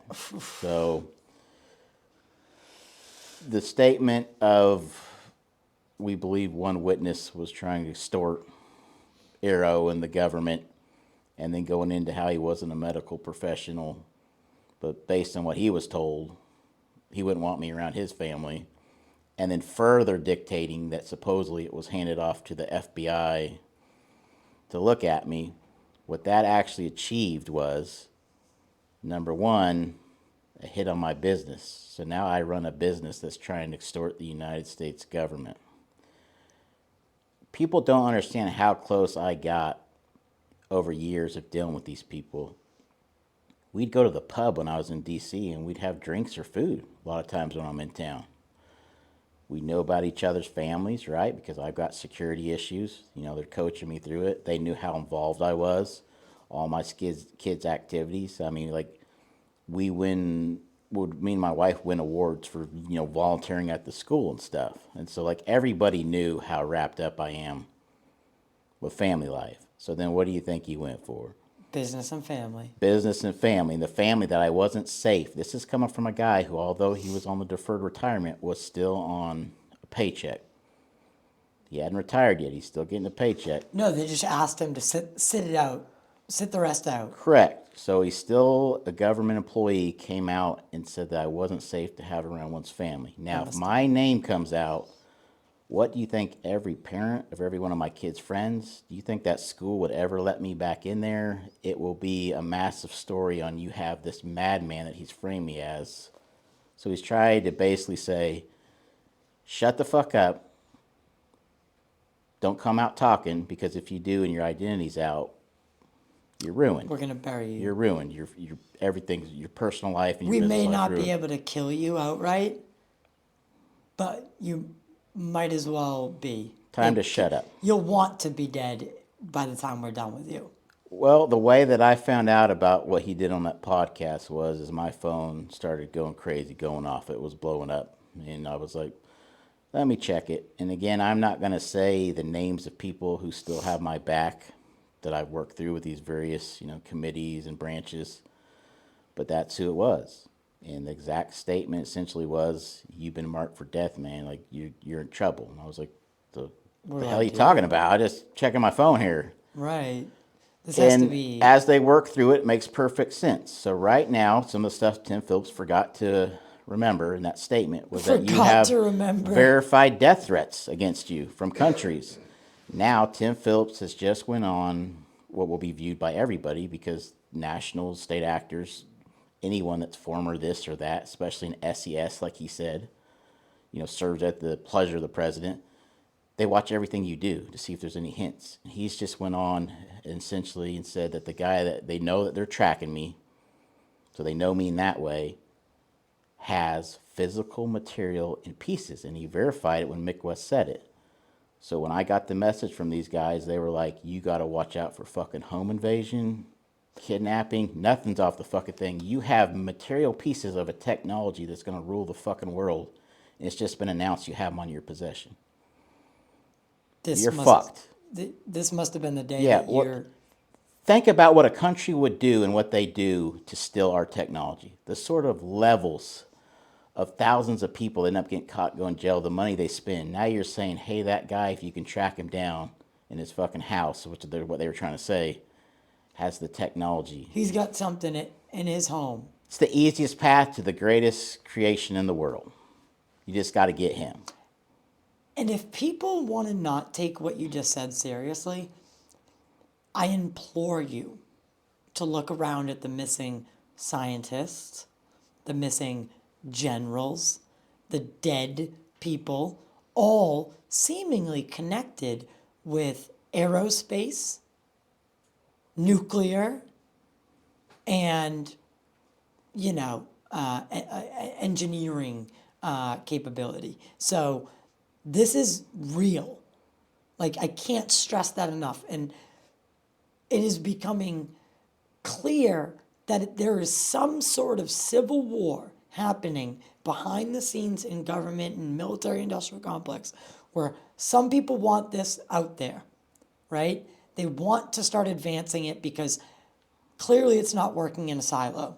But then there's the other half that's like, over my dead body.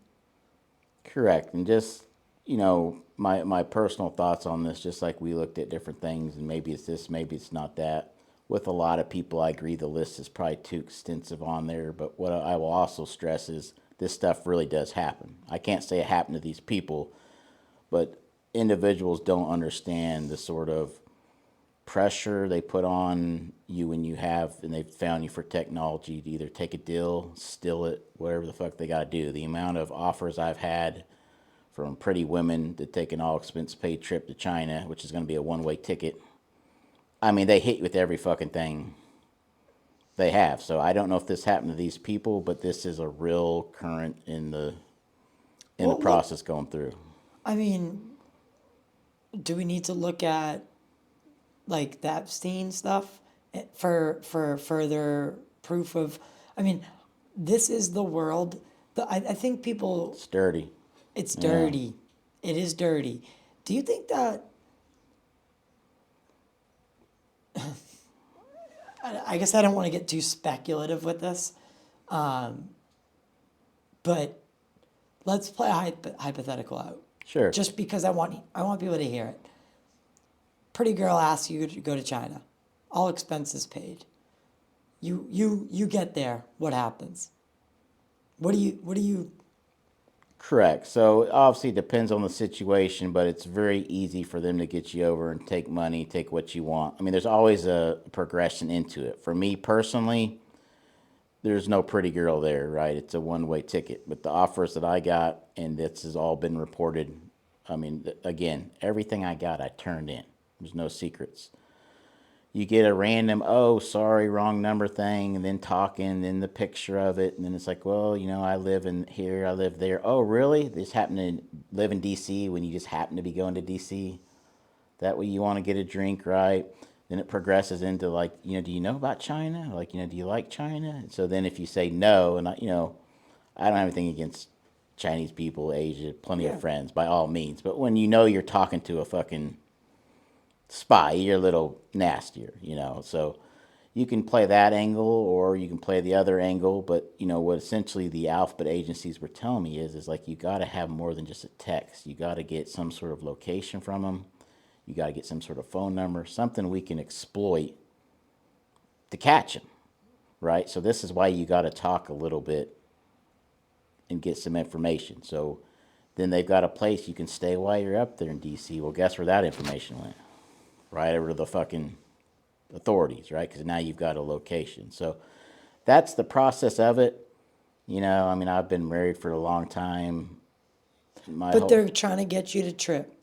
It's the normal trips, even for people who are married. The old pretty lady scheme, the honey traps, the honey pots, right? The red sparrow, this stuff works, and because men all tend, they're what they're leveraging is they're leveraging the.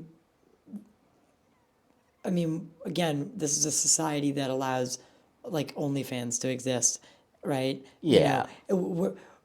And the Epstein stuff, and we can go down. We don't have to go down that road, but it's just an example of like, this is the real world, whether you guys want to see it or not. This stuff happens. So moving on. The greatest control is to be able to blackmail somebody, and everything you mentioned there, whether it be Epstein or the honeypot trap, at the end, that's what it comes down to. They got a secret. They want what you have, and they'll do anything to have that leverage over you. Correct. You only have the option of giving it up. You have to or agree to playing them, by their or rules. yeah, or they're gonna send honeypot pictures to your wife. That's the sort of shit that The blackmail. right? That's where it comes from. So,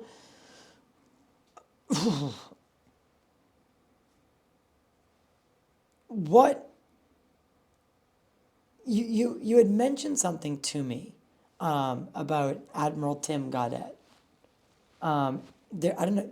I'm sure you saw the recent clip I of did the him. battle back and forth a bit and- like I've had. Yeah. Do you know what that tells me? It tells me that they are willing to lie through their teeth, just right at you. Like Kirkpatrick, the man who ran AARO, is willing to just boldly lie, even though it was very verifiable that he was lying. But he's just willing to do it. And he's sipping his coffee and he's acting like this is no big thing. Like that guy is Dr. Evil. Well, yeah, his own nickname, self-proclaimed nickname's Dr. Evil. What I will say about that is there are certain rules that are supposed to be followed, and one of them is, especially within the IC and just what I'm into now, is you don't put someone else's name out there unless there's a reason.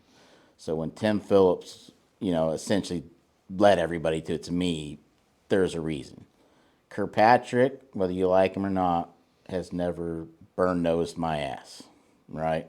So I stay away out of, it's kind of the mutual respect. It's not a fear of saying something. It's like there's no good to come from having a verbal battle. I think Tim Phillips has realized that now because I didn't back down. And there's no clearer example than what you just mentioned, because what we have on record now is that Tim Gallaudet, Tim Phillips, and Kirkpatrick all only agree on one thing. Everybody's focused on whose story's real. What do they agree on? It happened at AARO. Kirkpatrick's version, his office. Phillips' version, his office, but also Kirkpatrick's office. Gallaudet, it happened at AARO. Okay, so we got that. These are their words, not mine, right? Because I've had to sign paperwork that I can't say certain things. So, what happens over the battle? There's a reason why Sugoff is involved in keeping stories straight. Well, whether it was intentional, because remember you read a little bit of his statement. He says, "This is from my unclassified, essentially public record." And I thought that was odd. And then he puts up a screenshot. What's on the screenshot? His meeting at AARO. I'm using other people's words here. Of course, yeah. What has been said by both Phillips and Kirkpatrick: we don't release the location of the AARO office because we don't want people to know where it's at. What's on that fucking thing, the Gallaudet? The location The of goddamn AARO. address. Down to the suite. So there's no fucking good from getting into these verbal battles. So what that tells me is how shitty AARO really is being ran, because these guys are supposed to be professionals. They should fucking know this is what's going to happen. There's always going to be a casualty. There's always going to be damage. So, Do you think AARO is fit for the job at hand?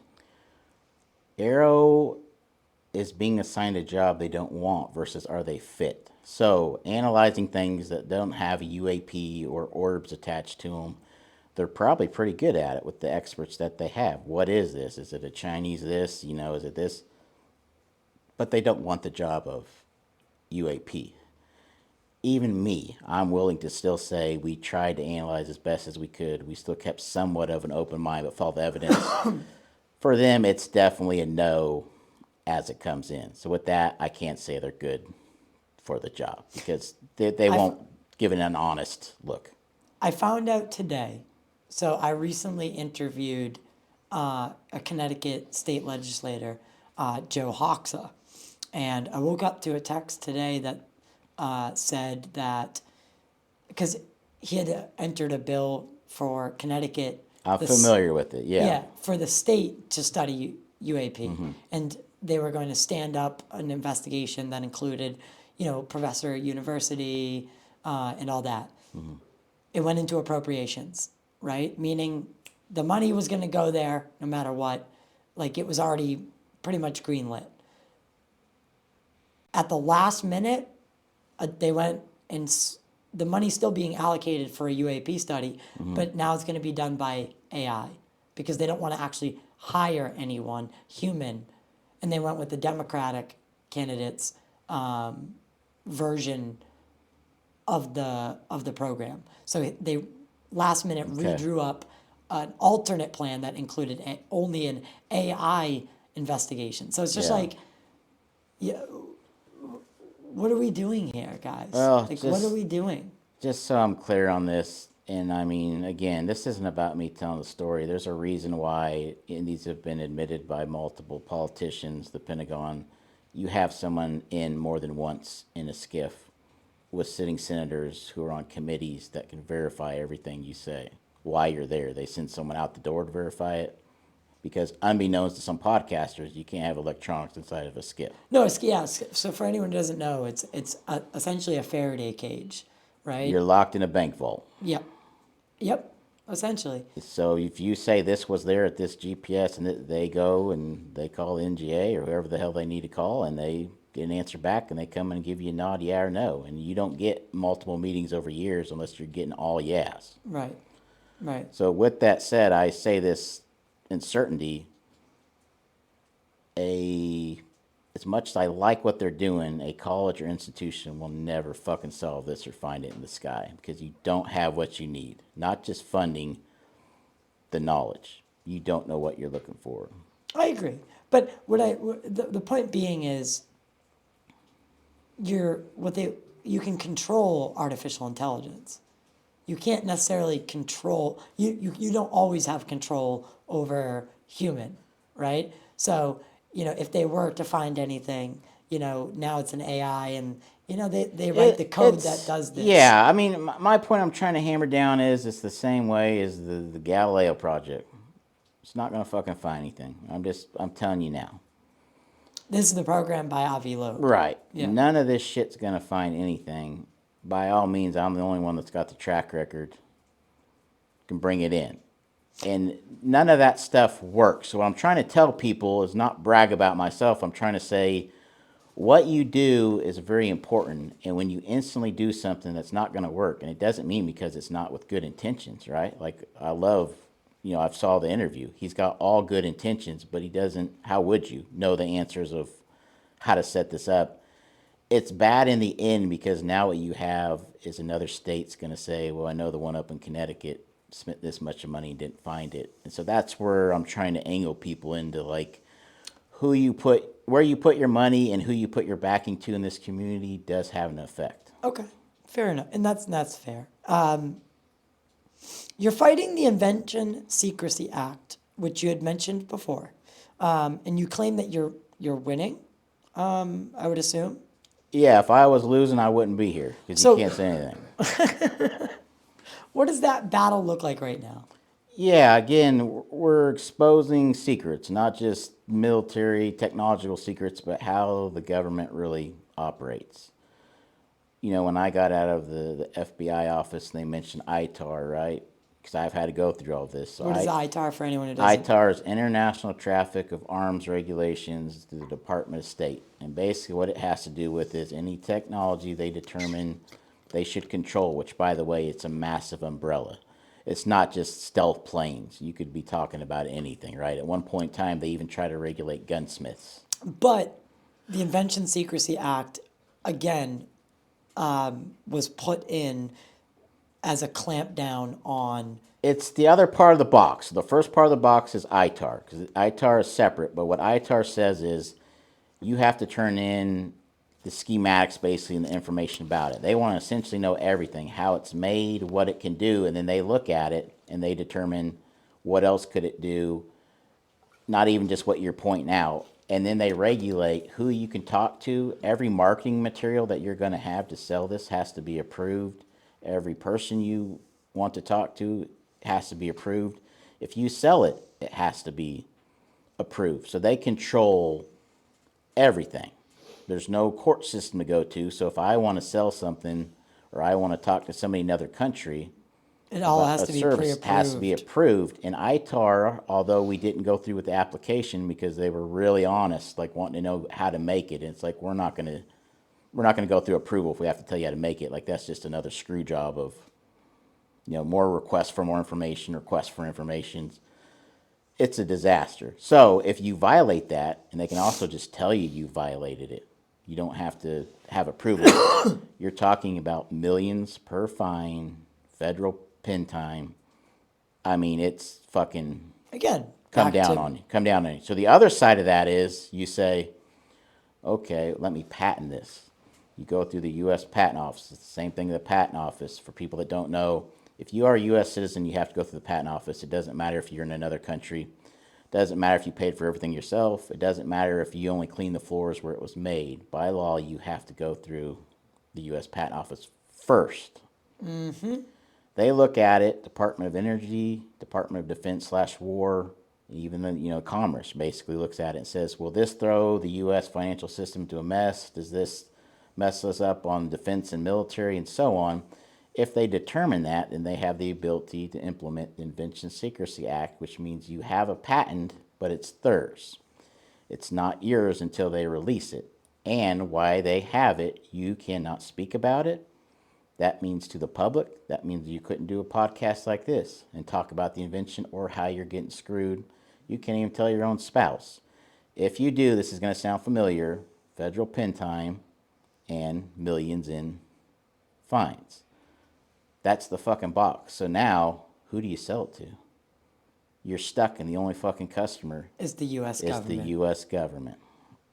They got a straight, and I believe, I probably don't have the exact numbers in front of me, but a lot of energy related, like propulsion, like that stuff, anything energy related, and like hard material science advancement are often kept at bay using these methods. Yeah, I mean, I have some ideas of some of the numbers, and what people need to know is it's growing. So this is being not just Advancements used, being hindered it's growing. So to benefit. they figured out what to use, and they're making damn good effort of more and more and more people's patents. And so, what I want to really hit home with people on this is they've also figured out tricks. You say, well, take him to court. By law, kind of like the eminent domain says, everybody's jumping on, they have to pay you a reasonable value. Well, there's been court cases. No lawyer will even take him, because when you get into the court cases on record, what happens is the Department of Defense and the Department of War says, yes, we use that person's device that could defeat this, defeat that, and it's all correct. And they say, well, why didn't you negotiate a price? And what they say is because the price and the amount we use is classified, which is a legal loophole. So there's no mathematical equation to be paid, and there's no minimum to be paid. So what you get is zero, because for them, It's classified. It's classified what they would need to pay you, and that's been accepted across every fucking court that it's come through. How do we advance as a society when advancement is compartmentalized? Well, that's again, we're talking about half problems and whole problems. That's the beginning of it. The other part of it is every single person on Senate Armed Services Committee and the House, HIPC, just like SSCI, they know damn well what the Invention Secrecy Act is. You go to their own personal YouTubes, you can do it right now. Listen to them speak. They've got on a suit, American flag pin, just talking non-stop about authoritarian governments that, steal from their people and keep them, in the poor. And it's like, if I was to ask you here today, you tell me what country this is, and I'll tell you what happens. They take what you have that's from your money, and they threaten you with jail time and millions in fines to ruin you. And you can't tell anybody even the story about how you're getting screwed. Who the fuck says the United States of America? You might say China, you might go Korea, this and that, and you'd be right? But it's happening here, and the problem is this is one of the dirty problems. So how do we answer that? We got to get shit out in sunlight, as they say. Yeah. People, when's the last time you were around the water cooler at work and someone brought up the Invention Secrecy Act, right? It just does not. Doesn't talked about. happen. It's hidden. Doesn't happen. it's it kind of scares me in theory, and like just thinking about that, because at any moment the next big thing, because they're they're not going to green light any alternative propulsion that puts their earnings and lifestyle at risk when they have investments into the oil and then are inside trading and have such you know, have made a career out of a job that was never supposed to be a career thing. You nailed it. So for people that don't know and want to do a little bit of research, one of the things that they really try to lock up with the Invention Secrecy Act was solar panels. And I'm sure the more beneficial ones they have is, but so much had got out about it from other countries they couldn't. But what they were going to say is the ability to harness the sun into electricity is a defense advantage, and now the rest of the world can't have it. You know, I'm not a tree hugging green energy guy, but it's like, give me a fucking break. Like, you know, that was going to be buried. And that's the process of how they think. You know, It almost worked. damn well. And I guarantee what we have right now is nowhere near capable what the military is pulling from solar panels, which is more of the answer the world needs. Elon Musk said, now again, I'm not sure exactly if he's right, but he said on Joe Rogan, the Joe Rogan experience, that like the small town, like the size wise, if you filled it with solar panels, could run the United States like for 3 to 5 years. You know, I'm not, again, I'm Yeah. probably misquoting a little bit, but something that was like super reasonable. And it was like, wait, why aren't we doing this? It's because they can't put a meter on things like that. And this is You where it got all it. began. You got it, because, you know, without getting into my life and some of the projects I've worked on, you know, I used to be involved in essentially a group that would do that, where we go in and especially for, you know, groups of people, as I'll word it, who aren't doing real well or there's not jobs in this sort of environments, find grants to put solar panels up in the field. And you run all the lines. And now they've got free energy for the amount of time that, you know, the life extended warranty of that. Like, this Yep. shit does actually work. But do you think your electric company wants to knock out the industry that they have? No, And they're legally allowed to lobby against it. so that you can control your electric bill. Yep. So it's multiple things where the United States advantages of being a free country is being taken advantage of from the calls coming from within inside. Spot on. Spot on. As of a couple days ago, because I don't want to give an exact time frame, but the beginning of UFO files have begun to be released. Do you expect anything to happen? Do you expect that any disclosure will occur over the next 30 to 90 days, like people like David Grush are saying? So, no, however, my opinion will vary. And the reason it varies is because, you know, I have a little bit of knowledge on it. Again, I can't go into the details, but yeah, I'm still headed to DC. I'm actually not you know, I haven't been blackballed or blacklisted from the people that really matter Yeah. in these industries. Now, it doesn't mean that we've got a deal worked out yet, but they still have to talk to me. And so I do have various information. And from what I've been told is that one of the next rounds that comes out is going to deal more with story. So rather than getting the visual of this, now you're going to get a story of someone's been abducted in Kansas, sort of thing. And what my fear is that just like the photos, everybody's going to jump on that and say, well, it came from the FBI files, it came from NASA, it must be true. Right. When it's not, it's just a record. So I believe the stories are coming. My other worry is, such as the video of the Hellcat that hit the UAP and undetected, which, looking at the video, that's not what happened. And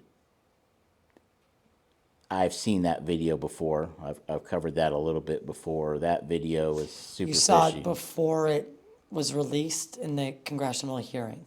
That video, so people understand, was shopped around to multiple people. Burleson said it was dead dropped. I don't know what that means exactly, but Dead drop just means that. no. How it was dead dropped to him, because I'll explain how it became to me and others. And how that worked is everybody has messaging service, Signal, Telegram, whatever it may be. And you don't actually have to send your phone number, right? So I could text you, and all you know is whatever name I put in there. Maybe I'm Bob. And you get something from me, and then I delete my account, and now you've got a video of something, and Bob's long gone, and there's no way to track down Bob. So I had something similar happen to me. that's how it came to me.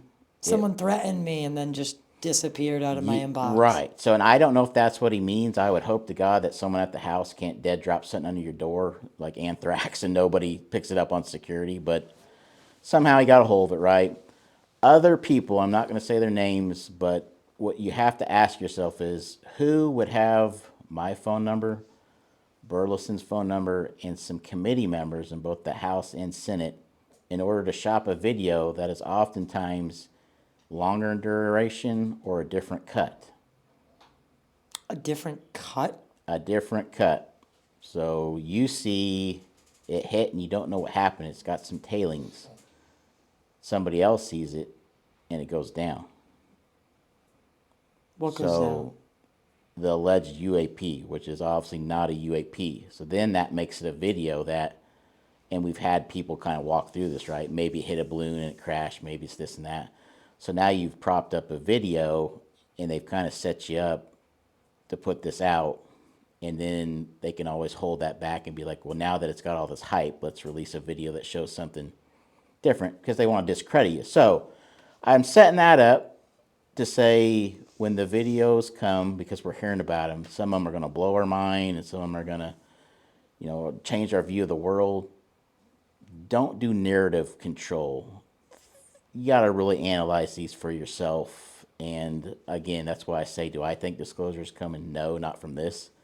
What we need to see is AARO's 2 or 3% that they couldn't solve, because that's already went through an analysis. We don't need to see things that appear to be just from a folder that was never analyzed, thrown on the judge's desk, right? Right. I totally agree with that. Getting into some of the material. Tell me if you can't, but after analyzing it, do you believe that this material was made on this planet?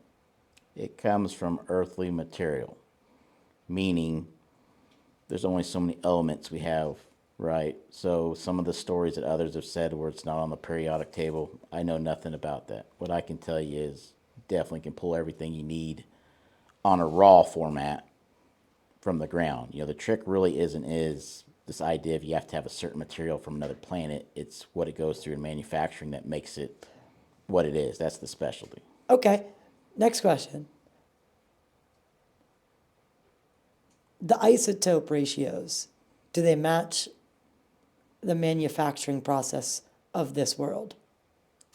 Yes. However, again, you're getting into things where when you get to advanced technology, just like with physics, what do we keep hearing? It defies physics. We're looking at the past and not the future. So when you think of the forefront of technology, the idea that something wouldn't match that with isotopes would almost leave more credence to this is the top level of what we have hidden that's 100 years ahead, not necessarily aliens made it in their warehouse. So these are the problems I have with these questions. What I can tell you is we went through all this with SSCI, right? Because I only talked to AARO very briefly. They were mainly covering the international threats, this, that. I had a Dropbox, I had a number I had to turn stuff over to, right? Followed all that. And at the same time, SSCI is really the one that I'm dealing with because those two groups hated each other. Mm-hmm. And so SSCI is the SCIF I keep going back in, and then they call and get things verified. So at SCI, we worked through this. And what it came down to is Okay, well, next step, because we'll use Tim Phillips' words, right? Because again, ITAR has an umbrella. People don't understand this. When they went to court, got brought to court, one of the questions for the Department of State was, what is the definition of what you cover and not cover? Because they just try to reach out to someone and be like, oh, you've made an ITAR violation. You're in deep shit. And in court, they said they couldn't actually identify what was or what wasn't covered. It was their terminology that it wasn't just ever going umbrella. So in other words, if they want to fucking pin something on you, they can. So I try to speak with what's been released. Tim Phillips said, I got photos and I got material, right? Concentrate on the photos. If you can have any idea of who SSCI staffs, I'm not going to go into it. You got all the pros from all the agencies, including NGA, right? You've got everybody, and you've got a direct link over there to call and verify things. And so with experts, you have to turn in metadata, obviously, on the original device, right? All these things have to be checked, and there's a reason you keep going in and in and in. So, again, those are Tim Phillips' words. What ended up happening is that they were using my case to see if AARO was telling them the truth. So they would release some data to them and then essentially ask, is AARO incompetent or are they lying? Because we know this is real. We've verified it's real. But when we ask AARO, AARO tells us some of the stuff that Tim Phillips is trying to twist into the story, right? So Interesting. Where am I going with all this? Well, there are secrets, and why I'm not necessarily a deep state guy, the deep state's fucking there, right? Now, I'm not saying they're keeping aliens from us, but everything everybody's talked about and the way these secrets are kept is true. It's just, what is the secret? What is the secret? The material, because that was the original question here, is on record at SSCI. And that was one of their hot points. And the reason it was is because even if you can prove a picture is real with metadata and everything else, if they say it's not ours, then you don't know. So then what's next? Now, I'm not going to go too far into the story, but we came to the conclusion that what was next was a data link, because you couldn't argue that. You pull the data link and they go and pull those files, or they won't pull the files for you, you're busted, right? And some other particular items they wanted to look at, like things like, let's look at what's in this and let's go back and look at all the previous stealth codings and see if there's any similarities, right? So this has all went through an actual process. Wow. And it really is who's lying to who. There's no cohesive unit that's investigating this, and people have to remember that. That's before you throw even the wild card of the House into this. Right. Right. At the top level, this is what's going on. Doesn't give me solace for some reason. It gives me a bit of gonna be honest, it makes me a little unsettled. You asked me if I thought disclosure was coming. Now you see why I say it's sure the hell not going to be released or come from the government. It just... You said Roswell you didn't think happened? Something happened, just not the spacecraft. The material they talked about that crumpled up? I've heard it, but again, and I've seen the picture, but is that... Because, it's one of them things where there's not evidence, you say, oh, well, they've hid that or distorted it. But in reality, what would you do? Well, you would hide it or distort it. But for me, because a lot of people don't understand, some of the things that we told them are coming and that have happened, and most people don't know about them, and I can't talk about them here, but let's just go back to the Chinese spy balloons, right? And this is one of the things I told them. If anyone comes in and briefs you on that and they say surveillance, throw them out of the fucking room. Because anytime they say that after, they're always like, well, I don't know why, because they got satellites and they got, people on the ground, because that's not it.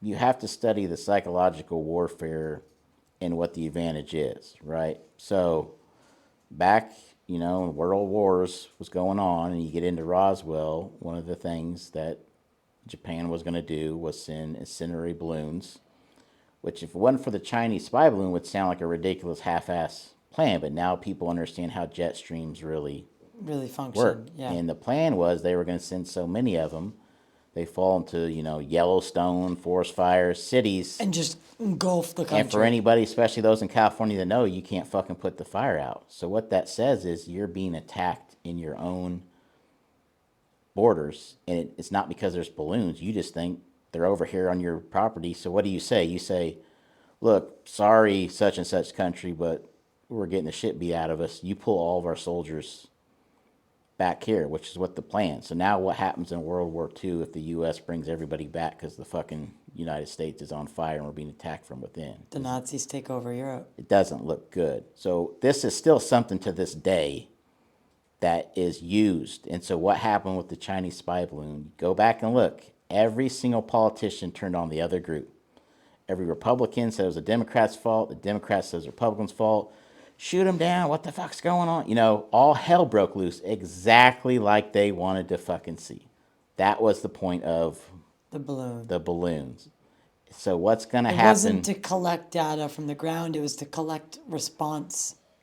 Right now, again, if China jumps into Taiwan and we get involved, the war won't be in Taiwan. That's not how they'll fight the United States. What do we know about drones over sensitive sites in the United States and military bases?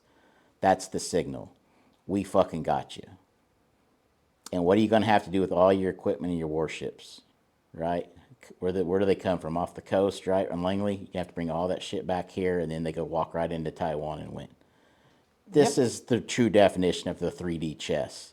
But people just want to think so simple about how this all progresses. But everything has a reason. So on the Roswell, I'm still in the book that it was essentially a detection balloon for looking, which is what the plan was, so you could detect the balloons coming from Japan through the jet streams that crashed. Understood. Because it makes more sense to me, because I don't have the ability to go back to Roswell in a time machine and get the truth. And that's my problem with a lot of people's stories. Getting into a little bit of more speculative stuff here, now that we've, covered a lot of the black and white of what you've gone through, has it opened up your mind in the sense that, do you believe that the phenomena is real? So, like I said, I'm always an open mind. One of the recent things that has been it's not a discovery, but that my knowledge base has come into, is things are so poor right now.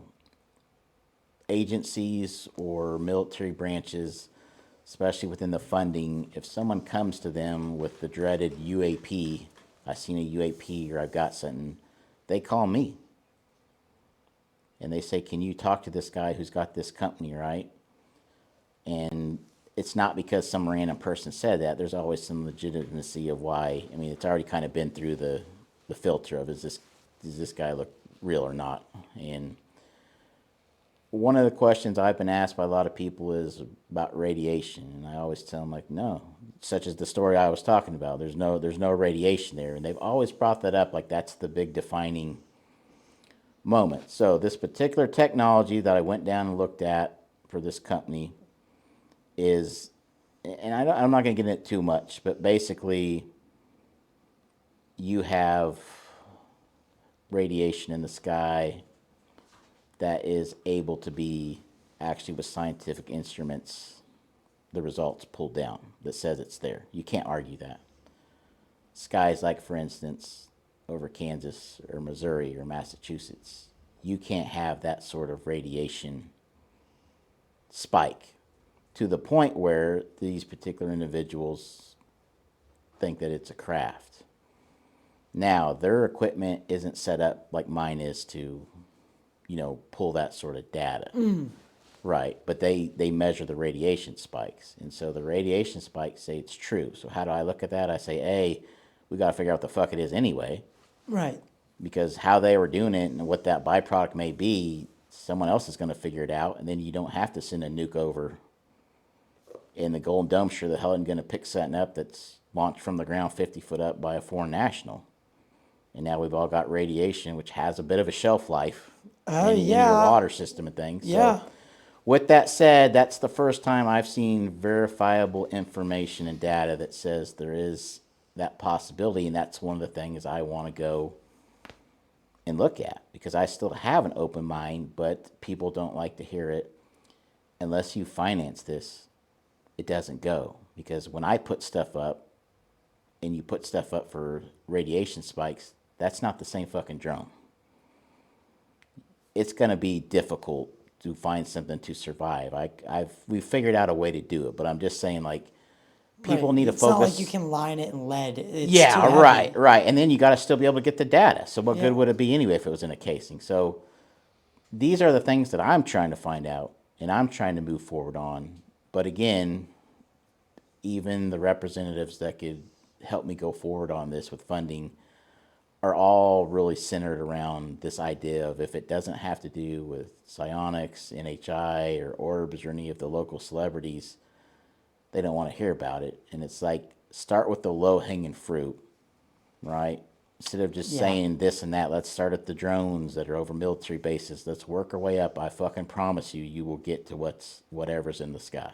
Why do you think they don't go after cases like Bob Salas, or Dave Schindele, or Mario Woods, or the Loring Air Force Base? Why do you think they don't seem to have an interest in finding out what's shutting our nuclear weapons off, or turning them on, or just breaching the facility? Your case really reminds me of Rendlesham. Okay, yeah, I know by Rendlesham that name. Forest. Right. Your case sounds a lot like that, where it's the light, right? Mm-hmm. And then there's a craft inside of that light that can be seen, and it then, But I'm not saying that that's exactly what it was. I'm just drawing connections here. But why do you? But RAF Bentwaters was one of the most strategic bases for the U.S. During the Cold War. So there was absolutely nuclear weapons at that facility. These things are showing the ability to interact with our most sensitive facilities and weaponry. If that's not a national security threat, what is? Well, I don't know all the stories, but I know some of them. And so, in fairness to them, let me kind of do this as everybody's just John Doe here. Yeah. Right. Take any of those cases, and I say to you, okay, Ty, show me the proof. And I'm not saying I don't listen to him or believe him. I'm just saying, as it applies to the government, a story doesn't mean anything. Even if you had a photo of a blob or an orb and you're claiming it did this, doesn't mean anything. And like we're going to see, even an orb that shoots off and this and that, they feel free to release. You really got to bring the fucking goods. There's one video that comes to mind. And if this came out, I would love to see your reaction to it, because this guy named Robert Jacobs, he essentially what he did was they would shoot up the missile, the rocket, Okay. the dummy nuclear warhead. Yeah. So I think it was an Atlas at the time. And if that's correct, if that sounds right, they shot the missile up, and he was the one responsible for videotaping it. Okay. Or recording it. And he says that the warhead got up into the, where it was supposed to be, or, the general vicinity. And then this craft just flies into frame. And he says that, the dummy warhead is represented by my thumb. Mm-hmm. This craft is represented by my finger. Flies in, shoots a beam into the top, flies, then moves up, shoots another beam, moves over, shoots another beam, and then moves over, hits it again, and then the dummy warhead tumbles out of the sky. The next day he's called in by the senior command, and they ask him, were you guys messing around? And they showed him the footage of this craft entering frame and then exiting the same way it entered. So showing clear, intelligent control, in the late 70s, shooting a dummy warhead out of the sky. a video like that, I think, do you think that could do, maybe a little bit more than what we're seeing? There's a long list of videos where I say, yeah, if you could get it. And then there's the problem. Now, you go back to my story, right? Even if you bring the goods with metadata, then they say it's not ours, right? And then you have to bring the data link and you work on and on. Until you can really fucking pin them on something, they've got a system, as they've ran before, to either come after you, right? Make people not listen to you. You're crazy, not safe to have around your family, to go against your story. I mean, let's think of one more recent, like the Nimitz encounter, right? Guess what? The radar's gone. You got stories. Now, how many years has it been? 20 plus? It's fading off. This is the fucking system. So if there's a video, that's the only thing from that story. Now, again, because I don't know the people or anything else, this isn't me going after them. This isn't me saying they're lying. I'm just saying this is the way the system works, where they're just going to try and date you out of the public eye. And if you don't have the proof, you got nothing. Again, it's not that the story couldn't be true. I'm just saying when you verse the government, it's a different fucking story trying to get their secrets out. Absolutely. Absolutely. Is there anything else that you can share that that would help the community in terms of, what to do if they experience something like you have? Right. So this is a really good thing to point out, because again, we've been talking through this, and different people, when I talk to them, might say, oh, I would have panicked, or oh, I would have done this. You have to turn into a data collection person. You need to know where you're standing when it happens. All right. It doesn't have to be exact, but if you know the area, especially, you'll know I was on this corner about halfway into this field.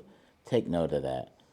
What time it is vitally important, because if you don't know satellites, they're fucking fast.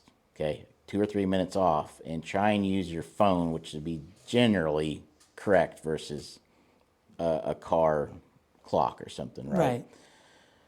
You got to get all the data you can. Now, here's the sad part. If you only see a light that goes across the sky, even if it does something that it shouldn't be able to do, you got nothing, even with the date and the time.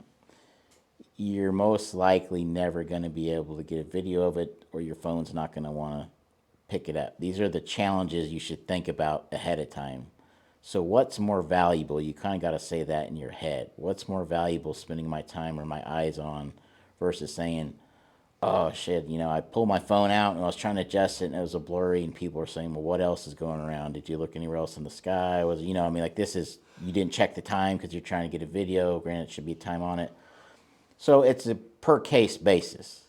But, I'm not trying to be the Debbie Downer here, but if that's all you got, including with AARO, you don't got a fucking thing. It's just another story. Yeah, again, it's just another bad example of nothing that can be. I'm not saying it didn't affect your life. If you've seen something, you got visited in the middle of the night, people will usually tell me stories and say, I know this sounds crazy, or if I wasn't you, I'd never believe it. And I'm like, yeah, you just fucking said what the public is going to think. And then if you tell it to me whenever I hear a story or I participate in spaces, I try to be a pretty involved, don't shy away from, speaking to people, right? Is like, was there any data in this I could use? So you spend 2 hours on a spaces, tell me about all this stuff. I don't have the location, I don't have the data, I don't have the time.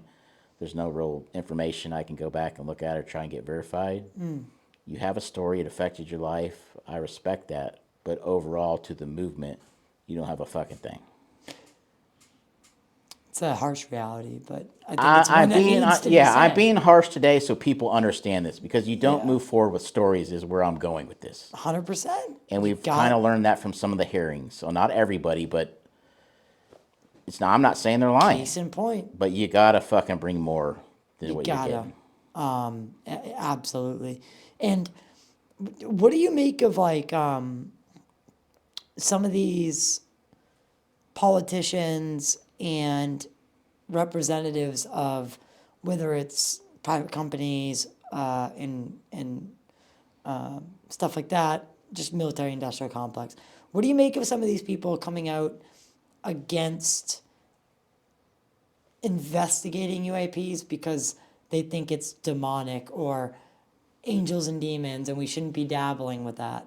What do you make of them turning around? Like we need them to be the ones to push this through, not to turn around and try to be the experts. Yeah. Right? Yet they seem to have positioned themselves as all of a sudden the experts now. And they're saying, it's demons. Our vice president came out and said he thought UFOs were demonic. Like, come on.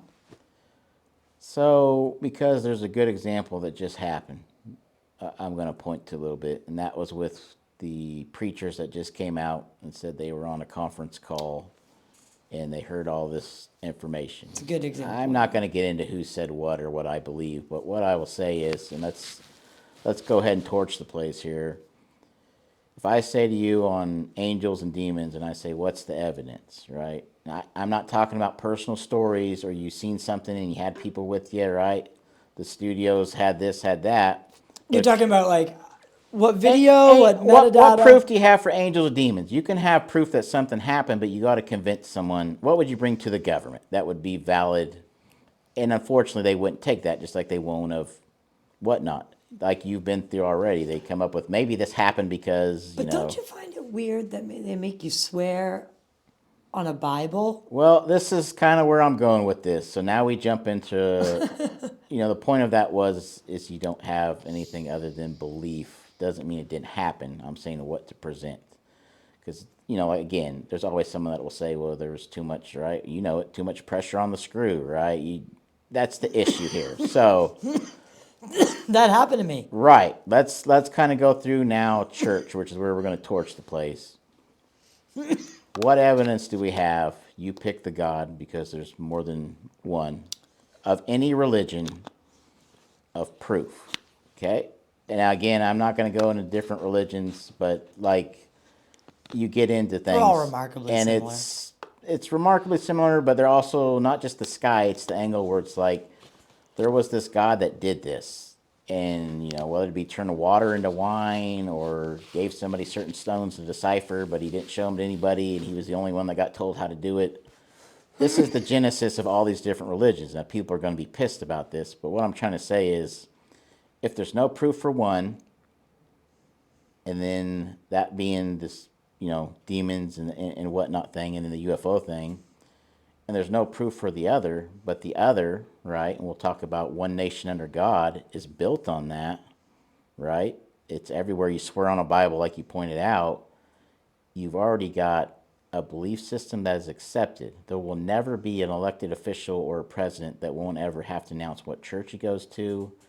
I mean, this is what we expect. Not just accept, but if you're not in church, you sure the hell aren't going to be my president. It's on our money.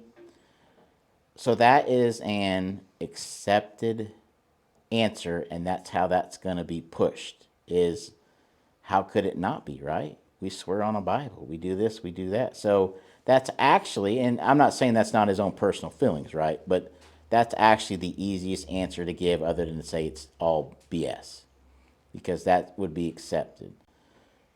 The whole thing I mentioned with the preachers is vultures know where there's the dead body and the money. They can sniff it anywhere. You are in an industry where you have to provide zero proof, and I don't want to get too personal and bring up people's bad memories, but you have a God where you say they're the creator. You can never see him. If I right now say show me, or I say strike me down, won't happen. Kids getting molested in the church by their priest. Good people dying, bad people being rich, and it's all part of God's plan. Right? That's what we tell ourselves. It's all part of God's plan. So that's the industry they're in. It happens for a reason, is what they say. Happens for a reason. It's got, you got to trust what it. What reason is there for kids to be... And how is that a better fucking place, right? Yeah, tell me. So tell me how that works. It's an industry of bullshit, okay? And then you now put into that the UFO part of people that they prey on, because they say, what are you really believing in? And this is a lot of the community. So it was such an easy way, and look at their counts of viewers, followers, right? These are the sort of people that are coming into the community that are being cheered on because they're telling the story you want. So my answer to that is no, I don't see any angels and demons. I've certainly not ran into any case where it's that, but it still is the easiest answer. I know it sounded odd when he said it, but again, all I would have to do would be like, look at the back of your dollar bill, right? Pledge of Allegiance, one nation under God, right? Where did who did you get married by? I mean, it's implemented in our system. Yeah. So if you don't want to say aliens, you don't want to say bullshit, you're going to just say angels and demons. Yeah, that's very true. That is very true. Yep. Default back to your core, core religious doctrine, like that. Yeah. That it's that default answer that they can give. So just real fast, if you say aliens and people don't believe with you, they say you're crazy. I mean, that's the common thing. If you believe in God and I say I don't believe in that, no one says, oh, that person's crazy because they believe in that. They're just like, yeah, I'm not religious. It's such an easier calm, But again, forgive me, but by definition, an angel or a demon would be a what? Non-human intelligence. I'm not calling it aliens. Yeah. I find that word to be kind of like too much in a box. And I think AARO has showed people that why do they use only the word extraterrestrial?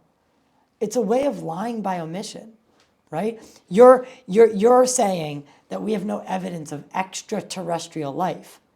Well, no one said that's exactly what we thought it was. The UN UFO or UAP is unidentified. Big key there. Right? Yeah. So no one ever wanted you to go looking just for extraterrestrials. It could be interdimensional, ultra-terrestrial. And so I find the words to be chosen very specifically. I'll harp on this just a little bit more, just so people, I'm clear on my position on it, which is that, you look into the Bible and you look at a globe, if anyone still has one. I'm getting dated, but I do have one upstairs. Everything that happened in the Bible happened in Israel, not the world. Isn't that weird? So, again, if you believe that 2 of every animal were put on the ark and so on. So now we're using the same book to describe what is an angel or what is a demon. And this is, of course, not that there's not religion, there's not something, I believe there's something that happens afterwards. It just means, and we've talked about this before, when man touches something, it just turns to stories and ruins what the truth is. So hyperbole. Angels and demons, or angel being any non-human intelligence, I don't think was thought out in that way. And I think people who believe in this are pulling that long stretch, because eventually the story was, and I think you and I have talked about this, the first saucer that got put in a newspaper was described as moving like a saucer on water, not actually a saucer. But then everyone started Every to fucking see one saucer. seen a saucer, right? So this is kind of what my problem is with this, where it's like, then we thought they were coming from Mars and outer space. Now most people will kind of agree, like, we've got enough up there and things that, like, that's probably not happened. So now it's in the sea, it's interdimensional. Could be, but I feel like people are just working through formulating a narrative where it could still be angels or demons because it's not human intelligence. It's like you're moving the goalposts. I never really looked at it like that. Just again, if you can show up and turn water into wine, or any of this stuff. My view of this. Well, what do you make of things like Stargate? We know the government has looked into things that would seem like magic. Yeah. Right? And had success, allegedly. So are you saying that do you think this has all been conflated to some degree? I would say from the people, I won't drop any names right now because I've got enough battles, but that have accolades of working for agencies for decades. You can be pretty fucking crazy and still work for an agency, and oddly enough, a lot of them were involved in this. Now, with that said, even from my own crew, there's this quote that basically goes like, there's a fine line between genius and madman. And it's true. Very much and so. The problem is the madman isn't actually a bad thing if you don't go over their full fucking term, right? So what I'm saying is, I can show you all of the data we pulled, the videos, the metadata of something doing something that defies physics, right? What a regular, even a high level physicist will tell me is that's not possible because the math doesn't. And it's like, well, we verified everything we're showing you, right? So obviously it is fucking possible. So I have to deal with So obviously we don't have an understanding madmen of physics. because they're the only ones that'll be like, let me fucking figure out how this, like, let me come up with something. So again, there is a value to these people in the community. I don't want to come out like I'm just hitting them. It's just sometimes, and I can tell you again because I work with a lot of these people, some of their ideas or whatnot could be out there. But did the government look into it? Yeah, and they also were staring at goats. And again, we need the fucking data. If you can't put the data down, which is what AARO uses against you, it's still just a fucking story. What I want to say, kind of lastly on that is, as humans, you believe one of two things for the most part. One story is your God created everyone, which means out of nothing. And no matter what religion you're in, he spoke to somebody or he showed himself to somebody or he's, not recently obviously, but the origin of the religion. The second part is you believe that we were some sort of, bacteria or microbe on a rock, and then we went through this, we went through that, and monkeys and cavemen, and Evolution. and we're here, evolution. Okay, so look at both of those. How did we get to where we are right now? If it's our technology, if God can speak to you through your mind, how come He couldn't have just told somebody how the fuck to make this? If we've advanced from bacteria on a fucking rock, you're telling me we couldn't come up with a craft that does exactly what the Nimitz encountered? I mean, we've been flying for a little over 100 years. So it's not that I don't think people should consider it, but both of those answers come down to it still would have been human made, right? So that's kind of where I'm stuck at because I can't find other people's proof, which is why I gave up on the where did it come from Part of it. because it's just not worth the time. It's so much of a. I'll never get those answers. So much of a rabbit hole. I don't have access to that. I know what I can do now, and that's the key for me going forward. Is there any question I missed? Are you a religious man?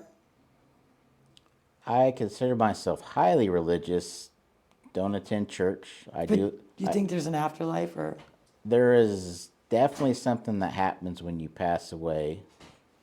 I don't know if I would go as far as afterlife, because even if you look at religions, Catholics, Jehovah's Witnesses, some religions don't even have a hell. They only have a heaven. But when you analyze that, it's always everybody's getting along, and it's like, well, then that's not the people that died. So is everybody a zombie that got their brain piffed, and everybody just says, yeah, hi, how are you? Like, that's not where I would want to.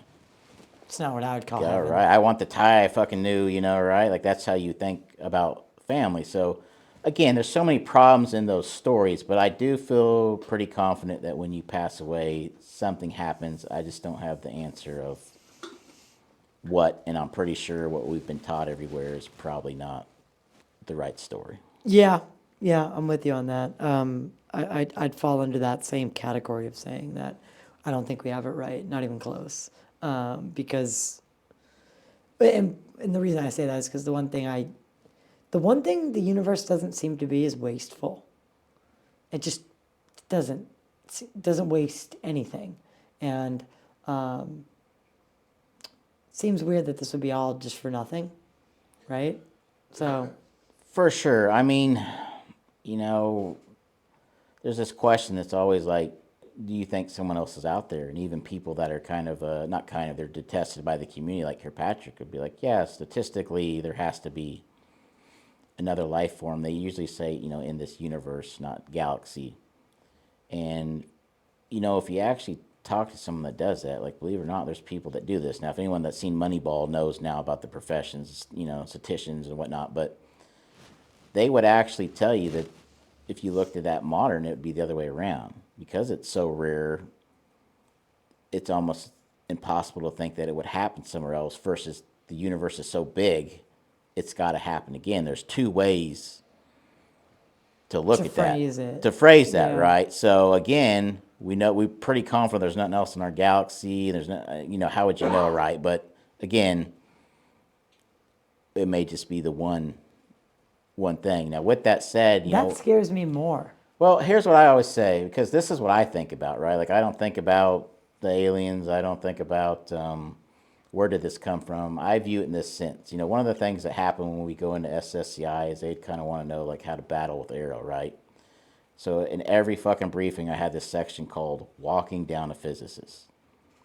And what that meant was they'd be like, well, they told us this, they told us that, right? Not possible, defies physics. So I would start with things that everybody agrees on, including NASA, which is, there's a particular planet that's so bright, it defies the laws of physics, it should have exploded, a planet, star, right? And so that defies physics. Everybody agrees. It's all been validated on information. So we know physics can be defied. Look at the sun. Every day of your life, the sun's been up there. It's always 10 years away. We've never been able to replicate a source that can just fill itself back up. There's so many instances, and you get back down here to Earth, and we point out things like there was this mystery on you spin magnets around and it changes the magnetic field. Right. And that was discovered in a way that when they wanted to test it, they literally got drills, like you would drill a hole in your wall, put magnets on the end, and they got some high-dollar monitoring equipment. Yeah. But it's like, how often have we had magnets and drills? No one's discovered this stuff. So this idea of, like, we know what physics are. Now, I would walk that all the way back from the universe. And where I would start with is, even though there's theories, where does the universe end? We've actually been measuring it for a long time, and we know it's growing. Yeah. But here's the problem. We said end. You can't define volume without knowing the parameters, and nothing can just end. What's on the other side? What's holding this thing in place floating? Oh, it's, this area of nothing. Well, how long does the nothing go on? Because it's obviously got to be something. We're growing into it. Oh, well, it goes this way. Okay, well, what's holding that place? And you'll never get to a fucking answer of what's holding everything into place, because something would have to be holding it into place. And on and on. And you can't say it goes on forever, because there's no fucking way for anything to ever go on forever. So you have two possibilities, and they're both fucking impossible. So the people that want to believe in different things, I never try and come at them too hard, because it's like, we got to admit, we live in an impossible fucking world. The simulation theory, I've never bothered to answer. But doesn't it, for all the reasons you just listed? But it's because it's not the right question. If you want to say to me, do you think we're in somebody's video station, video game, I'm fine with that, but it doesn't answer the question, because whatever 5-foot-tall lizard people are playing this on their PS5, they have to have a sky. Where does their fucking sky end, and what's holding their galaxy in place? And so that's my question, is the big one of, like, so it's not that I don't entertain it. It's that you're asking, for me, that's not the fucking question I want to know. Brains break at certain points of that. You go, right. So again, that's fine, but you still would have to have someone running it, and then you get back into the questions. Where the fuck does all this end? Because it can't also go on forever. So anything is possible is kind of my end note. Doesn't mean everything's possible, but anything is possible. Correct. So, and I've actually never liked defies physics. It's like, because that suggests that we have a full understanding of the universe's properties. And I think that's fair to say that we do not, if things are already defying those. You can't say that and also agree that there's multiple examples that we know defy physics. You can't say both. And that's why I would give them that ammo to go in and be like, oh, really? Right. Explain the sun to me then. Right. Thank you for having the courage to answer these questions. Is there anything that you want to tell people before we wrap up? I'll catch people up to where I am today. Like I've always said, some people say where to find you. If I show up, I show up, just like here. Same way online. That's just kind of how I am. I try to be, and I feel like I've easily been in more spaces, not because I do a whole lot. It's just everybody else, especially whistleblowers, and I understand why are kind of laying low, but I'm usually out there. My story will stand. I've got legs. But I'm working on things still within the government. We're getting ready to head up to D.C. In a couple days, and we've caught attention of lots of people, and that includes the executive branch, as we speak about. Reason B, and think what you want about people, but when you go through what I went through for multiple years, and the same thing the SSCI said is like, well, you've already essentially been run through the ringer by all these other branches that have validated you. Now we come up here and validate you. That's what the executive branch wanted. Even though you've got one team kind of working the what if it's aliens, there's another team wanting the actual answers of what the fuck's in the sky. Yeah. And that happens to be just me. So I'm doing a lot behind the scenes. Can't always tell people, but there is a lot going on. Try not to ruin it. If you don't have something better or some validation would be my only encouragement to end it on. Let the process play out here. I think a lot of people do need to find their place, and they don't have that, like I know what my place is, right? Well, is to facilitate stories, and sometimes I help facilitate people with other people. I know what my job is. More people need to know what they need to do. we probably should have ended it because now I'm going to come down kind of hard on people just because I'm going to make that point, right? We could always cut it out. No, well, let's put Leave this it in. in. I want He's to like, leave leave it. Okay, this so in. I'm going to say something that sounds incredibly harsh, and most people want to turn this off. Don't, because I want to explain what it means. Probably not what you think. All it right, means. zoom in on his face now, just for this part. No, I'm just kidding. Everyone that's listening to this, okay, don't turn this off. Hear me out. Is a nobody. Sounds terrible. Now I work with my kids, schools. I preach the opposite of that, right? Everybody's a somebody. Everybody has a place in the world. So then what do I mean? What I mean is this. We've been through this. If I give you the secret sauce to what's in the stealth coding of these things that can do this, can you go back and look at the files of all of our various stealth codings as classified? No. If I tell you what satellite you need to pull this, and this from, can you do that? No. If I give you GPS, date, time, and stamp, I'm not talking about a trial to, flight tracker, because that shit doesn't show up on that. Can you pull it? No. And people have to understand that like, you have to go about things differently than you are on both sides. Skeptics and folks that are telling their story. And if you're not willing to fight the government, you won't get there. And if you fight the government to beat them, you got to play on their field by their rules. Everybody keeps trying to move well, if we get the UAPDA, we'll get the files released. Sure the fuck won't. They're going to keep that shit hidden. So again, my method, whether people like it or not, is to play on their field by their rules and try and fucking beat them there. Love it. That's such a good place to end on. Dude, thank you. You've been absolutely wonderful, and go fight for us, right? I'm telling you, answers are possible to get, and hopefully when I get them, You'll be able to. Well, I hope you'll come back and share them. I'll be back. And if I ever go missing, hopefully it's for a good reason, Okay. not the opposite. Yeah, right. Thank you so much for being here, man. Good luck with everything that you're about to go try and do. If you always have an open door here. And thank you everyone for watching. Of course, we usually do film. We always ask, respectfully, what people want, and we're always willing to accommodate. And if someone doesn't want to be seen on camera, I respect that, and I respect why you do, why you did ask that.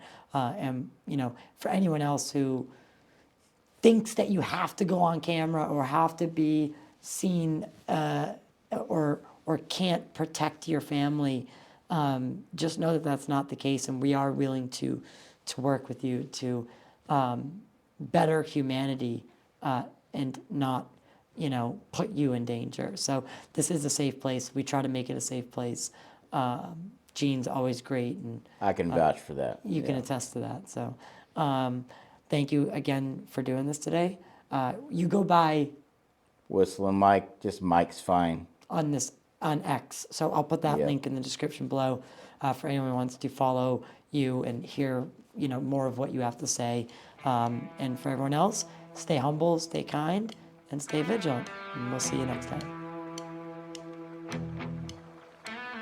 The ink is black where the truth was kept, behind the lines while the silence slept.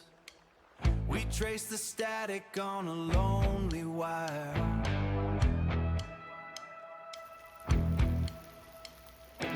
Searching the desert for a frozen fire.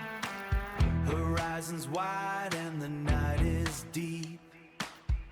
Promises that the agencies couldn't keep. Wait for the light to break the seal.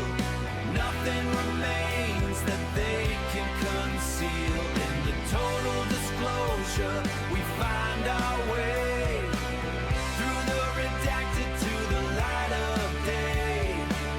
Through the redacted to the light of day. Check the pulse, scan the sky. Truth doesn't live in a professional lie. Join the signal, join the sound. Until the next time we're breaking ground.